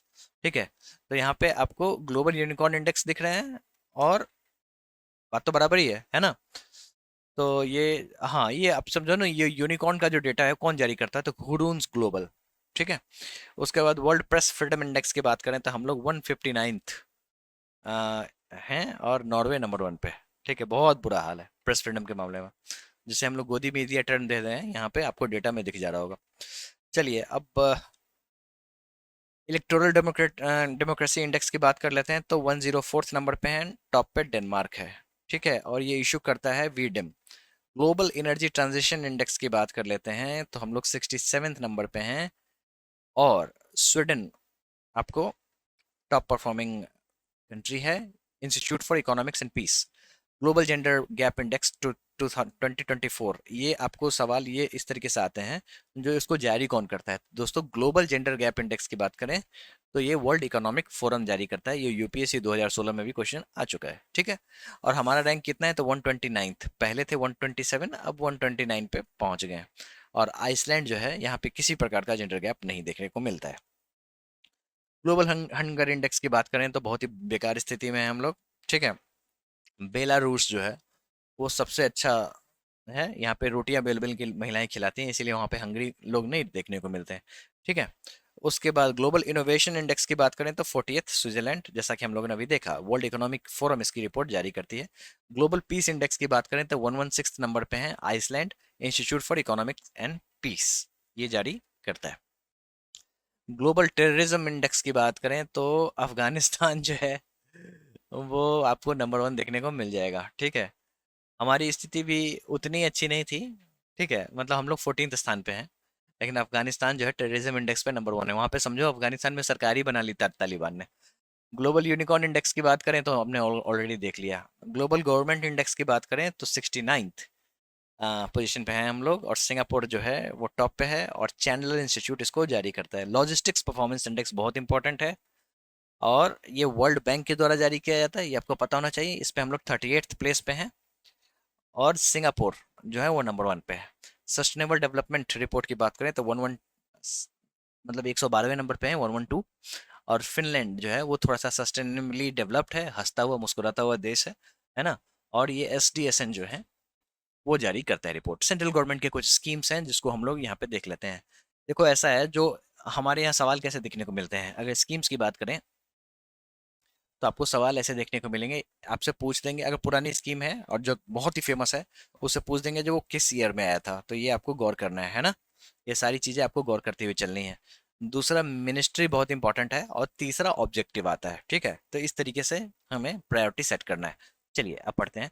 Namami Gange की बात करें तो ये 2014 में जब मोदी जी आए थे, उसके अगले ही मई में आए थे, और जुलाई में उन्होंने अनाउंस कर दिया, जून जुलाई 2 महीने बाद, है ना? मिनिस्ट्री ऑफ वाटर रिसोर्सेज ये देखती है। अब अब तो मिनिस्ट्री ऑफ जल शक्ति आ गया ना। पर्पस क्या है? गंगा रिवर को बचाना है। उसके बाद प्रधानमंत्री जन धन योजना लॉन्च्ड 28 अगस्त 2014। ठीक है। मोदी जी ने लाल किले की प्राचीर से इसकी घोषणा की थी, ठीक है, और घोषणा करने के बाद 28 अगस्त को ये लागू हो जाता है। मिनिस्ट्री ऑफ फाइनेंस ये करती है, किस लिए करती है, तो देखो ऐसा है, जो फाइनेंशियल इंक्लूजन मोदी जी को लगा जो नहीं हो पा रहा है, ठीक है, महिलाओं को अकाउंट खुलवाना है, पुरुषों को अकाउंट खुलवाना है, जनधन खाता खुलवाना है ना। मेक इन इंडिया की बात करते हैं तो 25 सितंबर 2014, तो जब मोदी जी गवर्नमेंट बनी थी, तो सारी स्कीम ये उस समय में आई थी, किस लिए, तो इंडिया को आपको मैन्युफैक्चरिंग के स्तर से ऊपर लेके जाना है, ठीक है। कारण क्या है, कारण ये है, जो समझो सर्विसेज इंडस्ट्री में तो हम लोग बहुत ही अच्छा से कर रहे हैं, बहुत अच्छा काम कर रहे हैं ना। और समझो सर्विसेज इंडस्ट्री हमारी नींव को पकड़ के बैठा हुआ है, लेकिन मैन्युफैक्चरिंग इंडस्ट्रीज है ना, वो बहुत पीछे रह जा रही है, बहुत ही स्टैग्नेंट है हम लोग, बहुत स्टैग्नेंट है। समझो ना, 15% पे 2017 में बैठे हुए थे, और 17% 2022 में, इतना बुरा हाल है। और जबकि हम लोगों ने मेक इन इंडिया स्कीम भी लॉन्च कर दिया था 2014 में ही, तब भी ये हाल है। और मैन्युफैक्चरिंग को बढ़ावा इसलिए देना है क्योंकि ये लेबर इंटेंसिव काम जो होता है ना, वो लोगों को नौकरी देती है, ठीक है। और आपका जो तीन इकोनॉमी है, एग्रीकल्चर, मैन्युफैक्चरिंग और सर्विसेज, है ना, तो इसमें से मैन्युफैक्चरिंग बहुत ही कमजोर अंग है हमारा, हमें उसको मजबूत करना है। मिशन इंद्रधनुष की बात कर लेते हैं, तो एक तरीके का अम्ब्रेला प्रोग्राम है, मतलब मिशन। अब अम्ब्रेला प्रोग्राम क्या होता है, तो देखो मिशन यहाँ पे लिखा हुआ है ना, इसके अंदर में बहुत सारी स्कीम्स एक साथ चलती रहती हैं, ठीक है।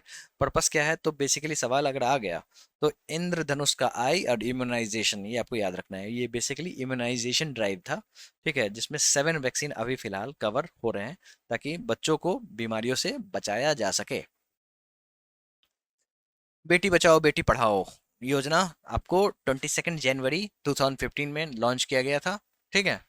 और इसमें जो महिलाओं का जो डिक्लाइनिंग चाइल्ड सेक्स रेशियो है, इस पे काम होना है, एजुकेशन ऑफ गर्ल्स पे काम होना है। प्राइम मिनिस्टर मुद्रा योजना स्कीम की बात करें, तो कभी कभी फुल फॉर्म भी पूछ देते हैं, तो ये आपको पता होना चाहिए। Micro unit development and refining agency. Purpose क्या है, तो पर्पस ये है, जो आपको छोटे छोटे इंडस्ट्रीज को बढ़ावा देने हैं। कैसे देंगे, तो फिर हम चाहते हैं जो 3 तरीके के लोन हम लोग बांटें, ठीक है। लोन कैसे बांटेंगे, तो एक शिशु लोन हो गया, एक किशोर लोन हो गया, तरुण लोन हो गया। शिशु लोन 50,000, ठीक है। किशोर लोन ठीक इसका 10 गुना, 5 लाख। और उसके बाद इससे भी बात नहीं बनी, तो तरुण लोन लेके आएंगे 10 लाख का। ये आपको याद कर लेना है, क्योंकि मुद्रा योजना से सवाल आपको आते ही आते हैं। अटल पेंशन योजना की बात कर लेते हैं, तो 9 मई 2015 को ये आया था। किस लिए आया था, तो अनऑर्गेनाइज सेक्टर में पेंशन स्कीम लेके आना है ना। पेंशन तो आपको पता है सरकारी नौकरी वालों को मिलते हैं ना, तो फिर अनऑर्गेनाइज्ड वाले क्या करेंगे, तो उनके लिए अटल पेंशन योजना है। अमृत योजना की बात कर लेते हैं, तो ये है Atal mission for rejuvenation and urban transformation, कभी कभी फुल फॉर्म भी पूछ लेते हैं, ठीक है। पर्पस क्या है, तो बेसिक सिविक एम्यूनिटीज, जैसे water supply, sewerage, urban transport, इन सभी पे काम होना है। इससे पहले एक स्कीम थी JNNURM, general Jawaharlal Nehru national rural urban योजना, इसी तरीके से इसका फुल फॉर्म था, मिशन, ठीक है। कांग्रेस गवर्नमेंट के द्वारा ये लाई गई थी, ठीक है। और अमृत योजना अटल जी के नाम पे एनडीए गवर्नमेंट लेके आ गई, है ना। डिजिटल इंडिया मिशन की बात कर लेते हैं, तो 2015 में ये आया था। और पर्पस क्या था, ताकि लोगों को डिजिटली एम्पावर किया जाए, ठीक है, ऑनलाइन इंफ्रास्ट्रक्चर को सुधारा जाए, ठीक है। कहाँ पे, तो गवर्नमेंट सर्विसेज में। इवन प्राइवेट प्लेयर्स भी बहुत सारे इन्वॉल्व हुए, ताकि हमारे यहाँ डिजिटल इंडिया बन सके, मतलब डिजिटल इंफ्रास्ट्रक्चर बन सके। सागरमाला प्रोजेक्ट क्या है, तो ये बड़ा इंपॉर्टेंट है। ये है आपको पोर्ट्स को मॉडर्नाइज करने के लिए, ठीक है। और पोर्ट के इंफ्रास्ट्रक्चर को मॉडर्नाइज करना है ना। पोर्टलेट डेवलपमेंट को देखना है, तो सवाल आपको इस तरीके से पूछे जा सकते हैं। फिर श्यामा प्रसाद मुखर्जी रर्बन मिशन की बात कर लें, तो ये 22 फरवरी 2016 को लॉन्च हुआ था। किस लिए, तो economic infrastructure social development rural area को, जैसे आप यहाँ पे देख सकते हैं रर्बन, मतलब रूरल टू अर्बन, इसको बनाना है, रूरल एरिया में अर्बन फैसिलिटीज देनी है। श्यामा प्रसाद मुखर्जी इसके लिए स्कीम लेके आए हुए हैं, श्यामा प्रसाद मुखर्जी अर्बन मिशन, ठीक है। स्मार्ट विलेजेस बनाना है हमें।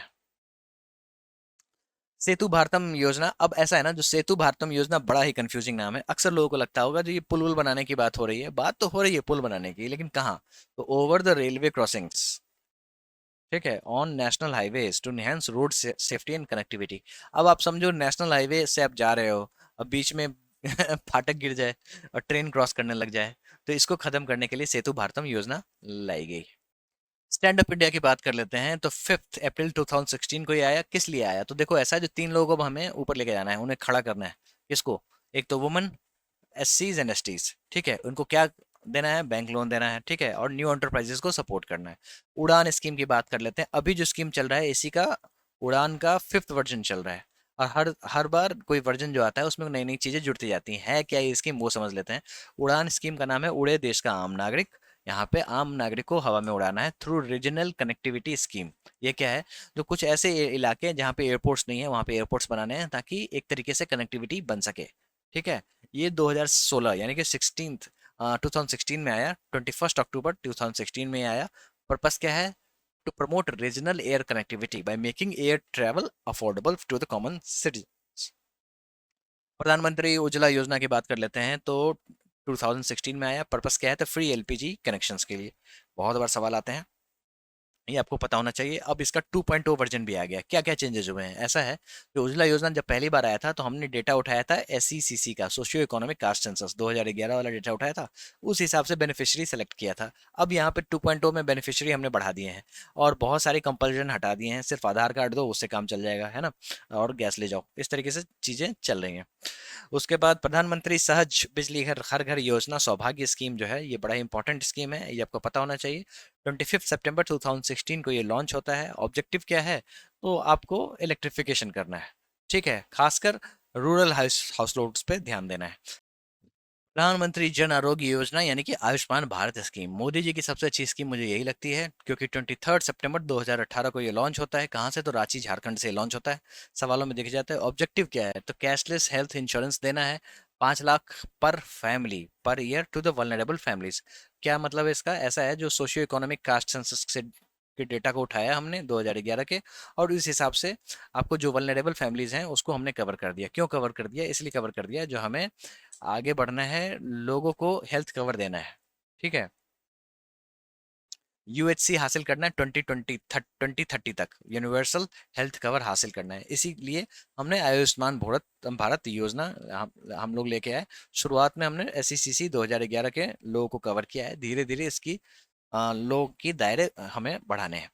पीएम किसान सम्मान निधि स्कीम की बात कर लेते हैं तो 1 जनवरी 2019 को ये लॉन्च होता है। पर्पस क्या है, डायरेक्ट इनकम सपोर्ट करना है 6,000 रुपए। ठीक है, 3 इंस्टॉलमेंट में जाने हैं, 2-2 हजार के 3 इंस्टॉलमेंट जाने हैं। किनको जाने हैं, तो किसानों को जाने हैं। ठीक है, पीएम किसान सम्मान निधि कब आया, तो 2019। कैसे याद रखोगे, समझो ऐसा है जो 2000 रुपीज आपको 3 बार में मिलेंगे और 19 रुपए आपको एक्स्ट्रा मिल रहे हैं। इस तरीके से याद कर लो।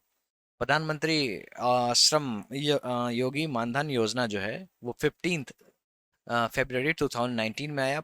पर्पस क्या है, मंथली पेंशन देना है 3,000 किसको, अनऑर्गेनाइज सेक्टर्स के वर्कर्स को। ठीक है, जिनका एज 60 साल तक हो जाएगा उसके बाद से ये मिलेगा। ठीक है, जिनका जिनका मंथली इनकम 15,000 रन लेस होना चाहिए। एलिजिबिलिटी क्या है, तो एलिजिबिलिटी ये है, जो इस स्कीम में क्वालिफाई करने के लिए आपको 18 से लेके 40 ईयर्स के बीच में होना चाहिए। ठीक है, तभी आप अपना ये भरोगे, प्रीमियम भरोगे, और फिर बाद में आपको इतने पैसे मिलने हैं। अग्निवीर योजना की बात कर लेते हैं तो डेट बड़ा इंपॉर्टेंट है, इसको आपको पता होना चाहिए। 2022 में आया, 14 जून 2022 में आया। किस लिए आया, इसलिए आया जो सेना में भर्ती करनी है हमें 17.5 से लेके 23 ईयर्स तक का एज कैटेगरी में। कहाँ पे करना है, तो तीनों सेना में। ठीक है, वायु अग्नि जल। अग्नि जल कौन सा होता है यार, नहीं, 3 सर्विसेज होते हैं ना, लैंड वाटर एयर, वो 4 year service period, providing a service fund of 11.71 lakh rupees मिलेंगे। और आपको उसके बाद 4 साल के बाद आप जाओगे कहाँ, जाओगे आप, आपको रिजर्वेशन मिलेगा, सीएपीएफ ज्वाइन कर सकते हो, आसाम राइफल्स ज्वाइन कर सकते हो, है ना। पीएम विश्वकर्मा योजना, देखो ऐसा है, जो चुनाव जो अभी 2024 की हुई थी ना, उसमें पीएम मोदी जी ने पीएम विश्वकर्मा योजना में लोगों को जोड़ने का बहुत ज्यादा प्रयास किया, ताकि इनको 2024 में चुनाव में बेनिफिट मिले। है क्या ये, तो ऐसा है, जो टोटल 18 कैटेगरी के आर्टिशंस जो होते हैं ना, उनको ऐड करना है। अब इसके लिए उनको टूल्स खरीदने के लिए पैसे देने हैं, है ना, उनको ट्रेनिंग देना है, उसके बाद स्टाइपेंड देना है। स्टाइपेंड 500 रुपीज़ मिलेंगे। टूल्स खरीदने के लिए 15,000 का ग्रांट मिला है। ठीक है, तो ये सारी चीज़ें हैं जो मिलनी है। और बेसिकली इसका जो दायरा है वो 30 लाख लोगों को कवर, 30 लाख फैमिलीज को कवर करना है। आर्टिशंस जो होते हैं उनको कवर करना है। लोन्स भी बड़े सस्ते दरों में मिल जानी है। ठीक है, विद मिनिमल इंटरेस्ट रेट्स, जैसा कि आप यहाँ पे देख सकते हैं। ठीक है, पीएम जजमान योजना क्या है, तो ऐसा है, जो मोदी जी ने झारखंड में इसको लॉन्च किया। बेसिकली जनमन योजना है, सॉरी, जनगण बिजली जनजातियों के लिए है। ठीक है, देखो ऐसा है, जो जनजातियां तो बहुत सारी हैं, लेकिन इसमें से एक पीवीटीजी हम लोगों ने निकाल लिया। पीवीटीजी का मतलब ये हुआ, जो पर्टिकुलरली वल्नरेबल ट्राइबल ग्रुप। ये क्या है? तो देखो ऐसा है, जो बहुत सारी जनजातियां हैं, है ना, लेकिन इसमें से बहुत सारी ऐसी जनजातियां हैं जिनकी कंडीशंस बहुत ही बेकार है। उसको हम लोगों ने पीवीटीजी में डाला, ताकि इसको आपको टारगेटेड अप्रोच के साथ इनकी जिंदगी को सुधारा जाए। टोटल पीवीटीजी की संख्या कितनी है? तो 75। ये भी याद रखना, कॉम्पिटेटिव एग्जाम्स में इससे भी सवाल आते हैं। ठीक है। अब इस पे काम करने के लिए आप समझो जनमन योजना आया गया है। इसमें टोटल 9 मिनिस्ट्रीज को हमने जोड़ दिया है, जो भाई इनकी जिंदगी किसी तरीके से सुधारो। ठीक है। ये हमारे देश के मूल निवासी हैं।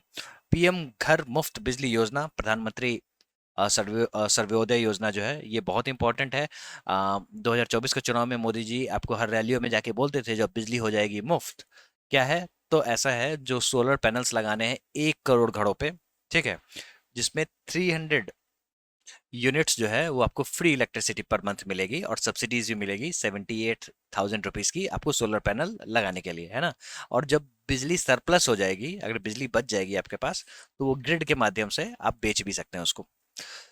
भारत रत्न जान लेते हैं, बहुत ही इंपॉर्टेंट है। 2024 में किनको किनको मिला? देखो ऐसा है ना, जो भारत रत्न की एक एक तरीके की रेस्ट्रिक्शंस हैं, जो आप 3 व्यक्ति से ज्यादा दे नहीं सकते हैं, लेकिन ये एक बार ये बाउंड्री टूटा और 4 लोगों को दे दिया गया। और इस बार 2024 में चुनाव थे, आपको पता है, तो टोटल 5 लोगों को दे दिया गया। ठीक है।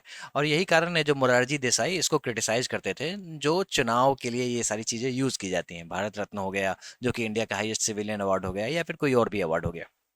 देखो दोस्तों, ऐसा है, जो बिहार से एक एंट्री है कर्पूरी ठाकुर। ठीक है। और इनके बारे में क्या बताया जाए, यहाँ पे सारा इंपॉर्टेंट ये है, जो इन्होंने ओबीसीज को रिजर्वेशन दिया। ठीक है।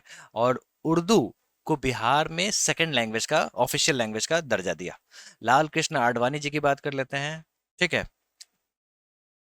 इनको पद्म विभूषण 2015 में मिला था। ये हमारे डिप्टी प्राइम मिनिस्टर भी रह चुके हैं, होम मिनिस्टर भी रह चुके हैं। एम एस स्वामीनाथन बड़े इंपॉर्टेंट हैं, इनको आपको पता होना चाहिए। देखो ऐसा है, जो इनका हाल ही में देहांत हो गया, और इनको मिला है इस बार का भारत रत्न। किस लिए मिला है? तो देखो ऐसा है, ये father of India's green revolution है। इनको रेमोन मैग्सेसे अवार्ड भी मिला हुआ है। देखो ऐसा है, जो ग्रीन रेवोल्यूशन की बात करें, तो अगर आपको सीधे पूछा जाए फादर ऑफ ग्रीन रेवोल्यूशन, तो नॉर्मन बोरलॉग। लेकिन इंडिया के ग्रीन रेवोल्यूशन के फादर कौन होंगे? तो एम एस स्वामीनाथन, ये आपको पता होना चाहिए। और इनको रेमोन मैग्सेसे अवार्ड मिला है। रेमोन मैग्सेसे अवार्ड कहाँ का है? तो ये फिलीपींस का अवार्ड है। वहाँ के प्रेसिडेंट हुआ करते थे रेमोन मैग्सेसे, उनके नाम पे है। ठीक है। पद्मश्री भी 1967 में मिल चुका है, पद्म भूषण भी 1972 में मिल चुका है, पद्म विभूषण भी मिल चुका है 1989 में। यानी कि जितने भी अवार्ड हैं, इन्होंने सारे ले लिए हैं अभी तक। ठीक है। मतलब जो भी सिविलियन अवार्ड्स हैं, वो सारे इनको मिल चुके हैं। पीवी नर्स, अब इनकी मृत्यु इसी साल हुई, 28 सितंबर 2023 में चेन्नई में हुई। इस साल नहीं, पिछले साल हुई थी, तो ये इंपॉर्टेंट है। पीवी नरसिम्हा राव जी की बात कर लेते हैं, जो हमारे यहाँ ये आपको प्राइम मिनिस्टर रह चुके हैं 1991 से 1996 तक। ठीक है। हमारे यहाँ जो एलपीजी रिफॉर्म्स हुए हैं, जिनमें मनमोहन सिंह जी का बहुत ही बड़ा योगदान था, तो उस समय में मनमोहन सिंह फाइनेंस मिनिस्टर हुआ करते थे, और प्राइम मिनिस्टर हुआ करते थे पीवी नरसिम्हा राव। और मुझे ऐसा लगता था कि he is the most underrated prime minister. ठीक है, क्योंकि मुझे अभी तक के सबसे best prime minister Narasimha Rao ही लगे हैं। इन्होंने बहुत काम किया था, बहुत ज़्यादा चेंजेस लेके आए थे, बहुत ही कठोर डिसीजन उन्होंने लिए, जो कि इंडिया के लिए एक नया पाथ सेट किया। चौधरी चरण सिंह की बात कर लेते हैं। हिंदुस्तान में अगर किसानों का सबसे बड़ा नेता कोई हुआ, तो वो चौधरी चरण सिंह हुए। ठीक है। और इनका जो बिरियल प्लेस है, मतलब जहाँ पे इनका मतलब इन्हें ये किया गया था, समाधि जो है इनकी, वो है किसान घाट। कभी कभी सवाल इससे भी आ जाता है। ठीक है। नोबेल प्राइज की बात कर लेते हैं, ये भी बड़ा इंपॉर्टेंट है। मेडिसिन में कैटलिन कैरिको और ड्रू वाइजमैन, मतलब अ वाइज कैट, इस तरीके से आप याद कर लोगे, आपको याद हो जाएगा। A wide cat taking covid vaccine.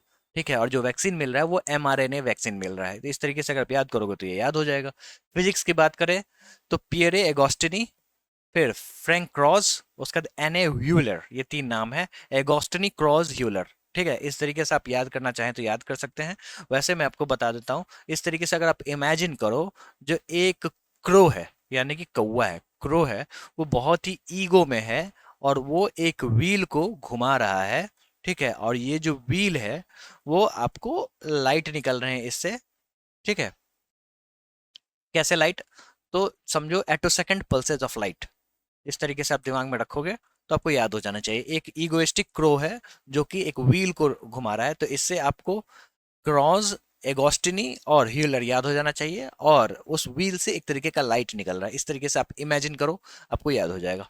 Chemistry की बात कर लेते हैं तो लुइस ई ब्रश, उसके बाद येलेक्सी यकीमोव और मोंगी बावेंडी। इसको कैसे याद रखेंगे, तो समझो एक कुत्ता है, ठीक है, कुत्ता की फोटोग्राफ सही बन रही है? नहीं बन रही है। मान लो एक कुत्ता है, अरे ये क्या बन गया। ठीक है, ये एक ब्रश से पेंटिंग कर रहा है और एक याक, याक की फोटोग्राफ को ये पेंट कर रहा है, ठीक है। और याक जो है, और ये पेंट जो कर रहा है ये केमिकल को लेके पेंट कर रहा है, केमिकल से डुबा के, और इस केमिकल में क्या है, तो क्वांटम डॉट्स हैं। तो इससे अगर ये पेंट कर रहा है तो याक जीवित हो जा रहा है और मूव होने लग गया है, ठीक है, मतलब इसमें लाइफ आ गया है और ये मूव करने लग गया है। तो यकी मूव, ठीक है। और ये कुत्ता जो है जिसको मूव करते देखता है तो बाव बाव करने लगता है, इससे बावेंडी याद हो जाना चाहिए। और जो पेंट ब्रश से कर रहा है इससे आपको ब्रश याद हो जाना चाहिए, ठीक है। ये सारे जो हैं वो केमिस्ट्री के हैं, आपको इस तरीके से याद हो जाना चाहिए। पीस की बात करें तो नरगिस मोहम्मदी, इनके बारे में अगर आप जान लो तो बहुत बेटर रहेगा। ऐसा है जो आपको ईरान में महिलाओं के ऊपर में अच्छा खासा अत्याचार देखने को मिला था, इसके लिए इन्होंने बहुत ही अच्छी लड़ाई लड़ी, नरगिस मोहम्मदी, ठीक है। इकोनॉमिक्स की बात करें तो क्लॉडिया गोल्डन। आप इस तरीके से इमेजिन करो, जो एक तरीके का एक गोल्डन लैंप है, और इससे जो क्लाउड फॉर्म हो रहा है ना, उसमें नोटों, मतलब वो पैसे जो होते हैं ना, नोट्स, वो हवा में बहुत सारे सारे इससे जनरेट हो रहे हैं, और इसको महिलाएं जो हैं वो ले रही हैं, ठीक है।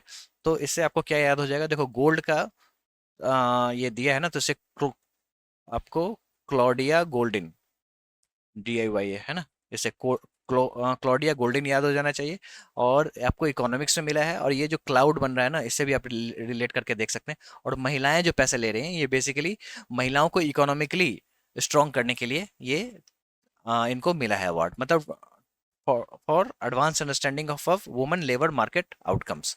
इस तरीके से याद करोगे, याद हो जाएगा। लिटरेचर की बात कर लेते हैं तो जॉन फॉसे, इन्होंने अपनी प्लेज की मदद से उन लोगों को आवाज दी है जो कि आवाज नहीं, मतलब खुद के लिए आवाज नहीं उठा पाते थे, ठीक है। तो जॉन फॉसे फ्रॉम नॉर्वे। चलिए साहित्य अकादमी अवार्ड की बात कर लेते हैं, तो आप हिंदी दो, देखो ऐसा है, जो साहित्य अकादमी अवार्ड जो है वो आपको टोटल 22 लैंग्वेजेस के में मिलता है, जो कि कॉन्स्टिट्यूशन के 8th शेड्यूल का पार्ट है, ठीक है। लेकिन सवाल आपको या तो इंग्लिश के लिए बनेंगे और हिंदी के लिए बनेंगे, तो दोनों को देख लेते हैं। इंग्लिश के लिए नीलम शरण गौर, रिक्वायम इन राग जानकी, रिक्वायम का मतलब होता है शोक। और हिंदी के लिए बात करें तो मुझे पहचानो, ठीक है, संजीव जी को मिला है इसके लिए। उसके बाद ज्ञानपीठ अवार्ड की बात कर लेते हैं, लिटरेचर के फील्ड में दिया जाता है, तो 58th में आपको उर्दू पोएट गुलजार और जगत गुरु राम भद्राचार्य, अयोध्या वाले में आपको बहुत सारा एक वीडियो दिखा होगा, इन राम भद्राचार्य जी का। एक बाबा रहते हैं जो देख नहीं पाते हैं, है ना, मोदी जी को भी आशीर्वाद देते हैं। इनको संस्कृत में मिला है, ठीक है, संस्कृत कैटेगरी में मिला है। 2022 में सवाल नहीं पूछेगा, लेकिन फिर भी जान लो, कभी भी सनक जाता है, कभी भी चीजें आ जाती हैं। 2022 में 57th जो ज्ञानपीठ अवार्ड मिला था वो कोंकणी नोवेलिस्ट दामोदर मोजो को मिला था। व्यास सम्मान की बात कर लेते हैं, तो 2023 में आपको पुष्पा भारती को मिला था, यादें यादें और यादें के कारण, ठीक है, बस इतना ही याद रखो। और पद्म विभूषण की बात कर लेते हैं, तो 5% को इस बार मिला है। ये सारे इंपॉर्टेंट है कॉम्पिटेटिव एग्जाम्स के लिए, एक एक करके हम लोग देख लेते हैं। वैजंती माला बाली आपको एक्ट्रेस भी रह चुकी हैं ये, और पूछ देगा कौन सा डांस करती हैं, तो भरतनाट्यम, ये भी आपको पता होना चाहिए, ठीक है। उसके बाद कोनिडेला चिरंजीवी, ये तेलुगु एक्ट्रेस हैं, एक्ट्रेस ने एक्टर हैं, sorry. Venkaiah Naidu ji public affairs हमारे आपको वाइस प्रेसिडेंट रह चुके हैं। उसके बाद बिंदेश्वर पाठक, इनका हाल ही में देहांत हो गया, और ये बहुत ही फेमस व्यक्ति थे। और सुलभ शौचालय आपने जितना देखा होगा, सुलभ इंटरनेशनल की स्थापना इन्होंने की थी, ठीक है। पीएम मोदी भी इनसे बहुत ही खुश रहते थे, क्योंकि इन्होंने स्वच्छ भारत अभियान को बड़े अच्छे से आगे ये लेके गए। पद्मा सुब्रमण्यम की बात करें तो ये भारतनाट्यम करती हैं, ये आपको पता होना चाहिए। और इन्होंने एक तरीके का डांस इजाद किया जो कि एसएससी में पूछा हुआ सवाल है, भारत नृत्यम, ठीक है। तो ये सभी चीजें इंपॉर्टेंट है, 5 नाम आपको पता होना चाहिए। पद्म भूषण की बात करें तो टोटल 17% है जिनको मिला है, लेकिन मैं आपको इसमें इंपॉर्टेंट वाले बता देता हूं जो कि सवालों के रूप में देखने के चांसेस बन सकते हैं। एक तो एम फातिमा बीवी, ये आपको पता ही होना चाहिए, ये पहली महिला सुप्रीम कोर्ट जज थी, ठीक है, इनका भी हाल ही में निधन हो गया और ये कॉम्पिटेटिव एग्जाम्स में सवालों के रूप में देखने को मिल सकता है। ठीक है, तो ये सारी चीजें आपको पता होना चाहिए। उसके बाद एक तोगडैन रिम्पोचे, ठीक है, इनको भी पोस्टफस मतलब मरणोपरांत मिला है अवार्ड, पोस्टमस। ठीक है, और ये समझो लद्दाख के योगी जी हैं। इस तरीके से अगर आप दिमाग में रखोगे तो आपको याद हो जाएगा। फिर और कौन इम्पोर्टेंट है? उषा उथुप आपको पॉप सिंगर हैं, ये तो पता ही होगा आप लोगों, अक्सर ज्यादा लोगों को पता रहता है ये। और एक दो और थे इम्पोर्टेंट। हाँ, चंदेश्वर प्रसाद ठाकुर, ये डॉक्टर हैं, ये बिहार में मुजफ्फरपुर जिले से हैं, और इन्होंने काला आजार पे बहुत ही अच्छा काम किया है। ठीक है, तो ये आपको पता होना चाहिए। बस इतना काफी है। सरस्वती सम्मान के बारे में बात कर लेते हैं। तो 2023 23 पद्म प्रभा वर्मा फॉर नोबेल, रौद्र साथोविकम। 2022 का भी देख लेते हैं, शिवशंकरी, तमिल एक बुक था, सूर्यवंशम, उसके लिए इनको मिला था। ठीक है, दादा साहब फाल्के अवार्ड बहुत इंपॉर्टेंट है, वहीदा रहमान जी को मिला है 53rd, ये आपको पता होना चाहिए। Dada Saheb Phalke international film award, यहाँ पे एम छूट गया, ये बहुत इंपॉर्टेंट है। आपको जवान फिल्म को मिला था और इसके डायरेक्टर हुए एटली कुमार। बेस्ट एक्टर शाहरुख खान जवान के लिए। बेस्ट एक्ट्रेस रानी मुखर्जी, चैटर्जी वर्सेस नॉर्वे एक मूवी आई थी इनके लिए। Best director Sandeep Reddy Vanga animal के लिए। एबेल प्राइज जो कि मैथमेटिक्स के फील्ड में दिया जाता है, सवाल आपको आ जाएगा जो मैथमेटिक्स के फील्ड में कौन सा अवार्ड दिया जाता है, ये भी ऐसे भी आते हैं। तो 2024 को माइकल टेलीग्रैंड जो है फ्रेंच मैथमेटिशियन, उनको मिला था।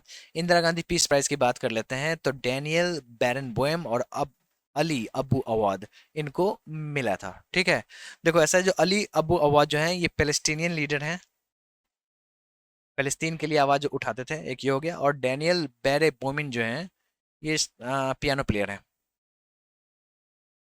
उनको इन दोनों को मिला है Indira Gandhi peace prize.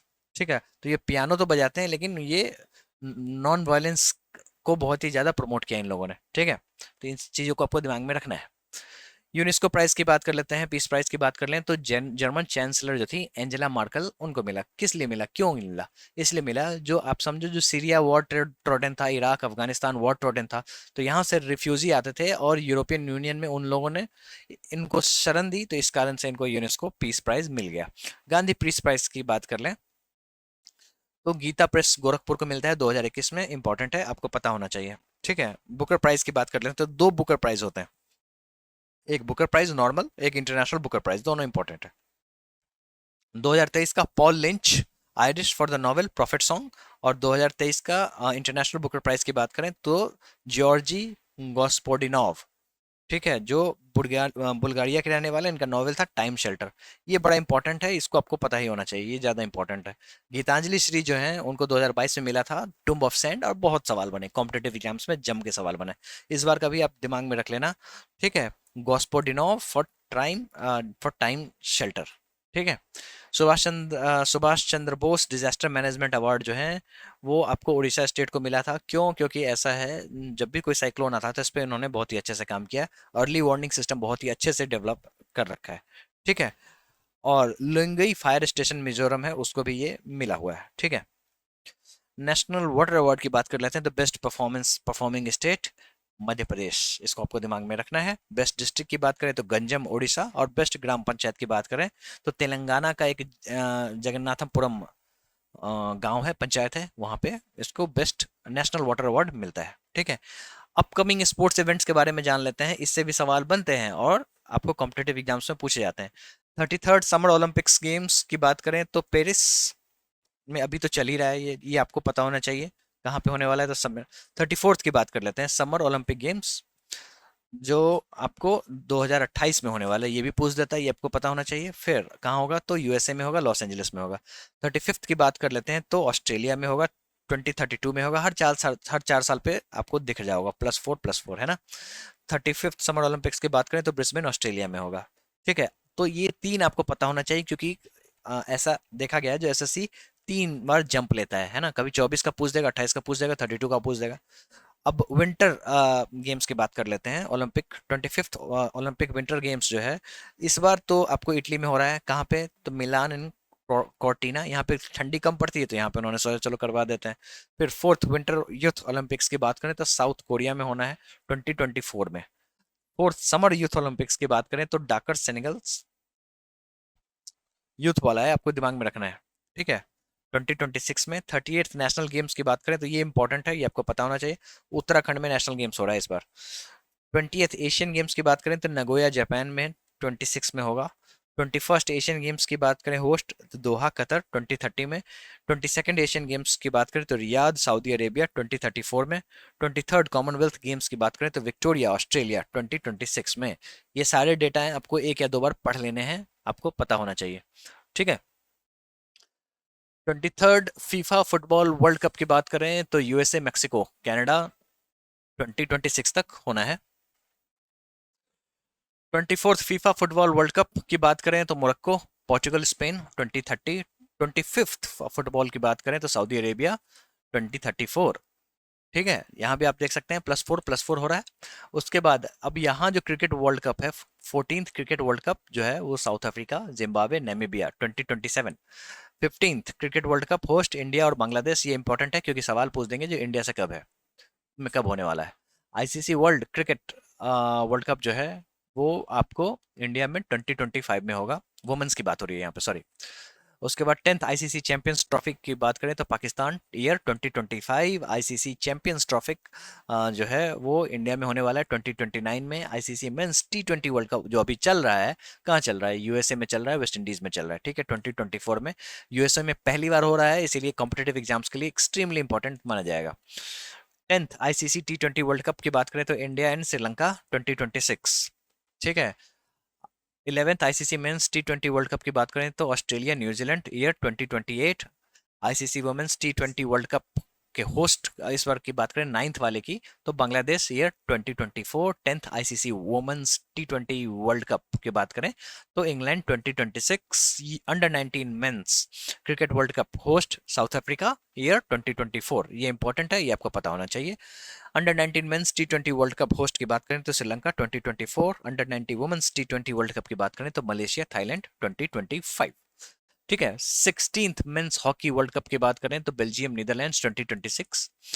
First hockey fives world cup की बात करें तो होस्ट इस बार ओमान कर रहा है, ये आपको पता होना चाहिए, ईयर 2024। वर्ल्ड एथलीट चैंपियन की बात करें तो Glasgow UK year 2024। Women boxing world championship Kazakhstan 2024। Men's boxing world championship जो है वो ओसाका जापान में अगले साल 2025 में। World weight lifting championship Norway year 2025।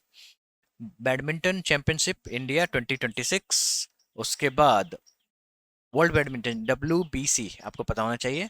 उसके बाद 24th Asian archery championship Bangladesh 2025। South Asian games host Pakistan 2024। चलिए दोस्तों, ये आपको मिलिट्री एक्सरसाइजेज हैं। आप यहाँ पे आप एक बार मैं पढ़ देता हूँ, लेकिन अगर आपके दिमाग में ये नहीं घुसता है तो आधे घंटे की एक वीडियो इस पे डली हुई है चैनल पे, आप जाके देख लो। मुझे नहीं लगता उसके बाद से आपका मिलिट्री एक्सरसाइज से क्वेश्चन कभी गलत होगा, 1 नंबर पक्के। एक्सरसाइज पूर्वी लहर इंडियन नेवी के द्वारा कंडक्ट किया गया है, कहाँ पे, तो कोस्ट नेवी में, ठीक है। उसका गगन शक्ति जो है इंडियन एयरफोर्स के द्वारा कंडक्ट किया गया है, और फील्ड फायरिंग रेंज जो पोखरन है वहाँ पे, ठीक है। तो यहाँ पे आपको वेन्यू बड़ा इंपॉर्टेंट है, पोखरन वाला। गगन शक्ति 2024 अपना ही एक्सरसाइज है। फिर डस्टलिक की बात कर लेते हैं तो इंडिया और उज्बेकिस्तान का है, कहाँ पे हो रहा है, तो ये टेरमेज डिस्ट्रिक्ट उज्बेकिस्तान। हमारी आर्मी गई थी उज्बेकिस्तान हाल ही में। उसके बाद IMT ट्राइलेट 2024। IMT का फुल फॉर्म होता है इंडिया मोजाम्बिक तंजानिया, ठीक है।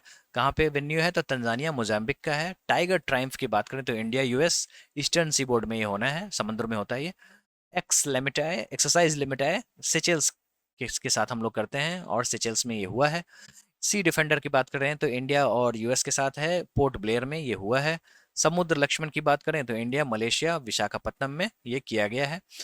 फिफ्थ धर्म गार्डियन की बात करें तो इंडिया जापान। फिर कहाँ पे, the Mahajan field firing range in Rajasthan. Shanti Prayas multinational है, नेपाल में किया गया है। सदा तंशीक इंपॉर्टेंट है ये, ठीक है। Saudi Arabia India, Saudi Arabia Rajasthan में ये किया गया है, ठीक है। तो बेसिकली आपको राजस्थान में कितने दिख गए, एक राजस्थान में दिख गया सदा तंशीक, धर्म गार्डियन भी राजस्थान में ही हुआ है ना। और भी हैं, और भी किए गए हैं, ठीक है। डेजर्ट साइक्लोन की बात कर लेते हैं, ये भी राजस्थान में आपको थार डेजर्ट में किया गया है। इंडिया और UAE का है ये, ठीक है। फिर एक्सरसाइज अथुया 2023 इंडिया और थाईलैंड, ये बहुत ही इंपॉर्टेंट है। किस लिए? क्योंकि ये अयोध्या जो है ना, ये अयोध्या से लिंक करके देखा देखा जाने वाला चीज है। एक आपको थाईलैंड में सिटी है अयोध्या, ये भी बहुत ही पुराना सिटी है जिसका रिलेवेंस जो है वो अयोध्या से मैच करता है। एक्सरसाइज मिलान 2024 की बात करें तो मल्टीनेशनल है, विशाखापट्टनम में ये किया गया है। उसके बाद 11th खंजर, खंजर किर्गिस्तान ने खंजर से वार किया।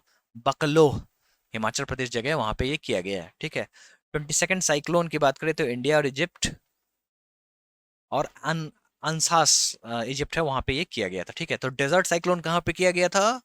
देखो ऐसा है, जो डेजर्ट साइक्लोन इंडिया यूएई, सिर्फ साइक्लोन की बात करें तो इंडिया और इजिप्ट।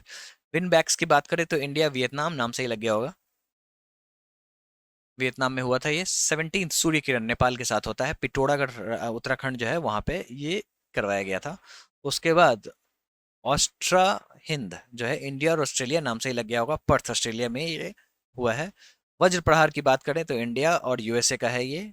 और उमरोई मेघालय में एक जगह है, वहां पे ये किया गया है, ये इंपॉर्टेंट है, ये आपको पता होना चाहिए। मित्र शक्ति की बात करें इंडिया श्रीलंका, इस बार के यूपीएससी में सवाल आ चुका है। और कहाँ पे ये किया गया है? तो औंध एक जगह है पुणे और महाराष्ट्र के बीच में, वहीं पे ये किया गया है। सी गार्डियन की बात करें तो चाइना और पाकिस्तान का है, हमारा कोई रोल नहीं है। नॉर्दर्न अरेबियन सी है, वहाँ पे इन लोगों ने कंडक्ट कराया है। क्यों करा है आपने समझ लिया होगा, लोकेशन वाइज स्ट्रेटेजिकली ये इंपॉर्टेंट है ना। बोंगो सागर की बात करें तो इंडिया और बांग्लादेश के साथ है, नॉर्थ बे ऑफ बंगाल में ये किया गया है। काजिंड जो है इंडिया और कजाकिस्तान के बीच में है, ओतार कजाकिस्तान जगह है, वहां पे किया गया है। मारूनेक्स की बात करें, मारूएक्स, तो म्यांमार और रशिया के बीच का है, ये हमारा कोई रोल नहीं है। म्यांमार और रशिया, अंडमान सी में किया गया है। हरिमाऊ बड़ा इंपॉर्टेंट है, इंडिया और मलेशिया के बीच में किया गया है। कहाँ पे? तो उमरोई कैंटोनमेंट मेघालय है, वहीं पे ये किया गया है। तो बेसिकली आपको वज्र प्रहार हो गया, और यहाँ पे जो आप देख सकते हैं हरिमाऊ, ये दोनों उमरई कैंटोनमेंट मेघालय में किया गया है, ठीक है। उसका संप्रीति की बात कर लें, बड़ा इंपॉर्टेंट है, बांग्लादेश के साथ है, उमरोई मेघालय में, ये भी वहीं पे किया गया है। 5th AUSINDEX India Australia, Sydney Australia में हुआ है। 30th सिम्बेक्स, सिम्बेक्स का मतलब Sri Lanka India maritime bilateral exercise, India Sri Lanka Singapore के बीच में है। सॉरी, श्रीलंका कह दिया मैंने, सिंगापुर, ठीक है। इंडिया से सिंगापुर और सिंगापुर में किया गया है। श्रीलंका है स्लाइनेक्स, ठीक है, SLINEX, Sri Lanka India naval exercise. Varun की बात करें तो इंडिया फ्रांस अरेबियन सी। उसके बाद मालाबार एक्सरसाइज की बात करें तो क्वाड कंट्रीज जो हैं वो उनके साथ ईस्ट कोस्ट ऑफ ऑस्ट्रेलिया में। क्वाड कंट्रीज में कौन कौन आते हैं? भारत आता है, जापान आता है, ऑस्ट्रेलिया आता है और यूएस आता है, ठीक है। नोमैडिक एलिफेंट बड़ा इंपॉर्टेंट है, सवालों में दिख सकता है, नाम थोड़ा यूनिक है इसीलिए। इंडिया और मंगोलिया, और मंगोलिया में एक जगह है उलान बटोर, वहीं का कैपिटल है, वहां पे ये किया गया है। जाइमेक्स की बात करें इंडिया और जापान, और धर्म गार्डियन दोनों इंपॉर्टेंट है, इंडिया और जापान का है ये, विशाखापट्टनम में ये किया गया है। Security bond China Russia Iran मिलके गल्फ ऑफ ओमान में इन्होंने किया है। खान क्वेस्ट मल्टीनेशनल है, मंगोलिया में किया गया है। एक्यूवरिन बड़ा इंपॉर्टेंट है, इंडिया और मालदीव्स के बीच में किया गया है। कहाँ पे? तो चौबटिया एक जगह है उत्तराखंड में, वहां पे ये देखने को मिला है, ठीक है। Thank you very much, I wish you best of luck for your examination.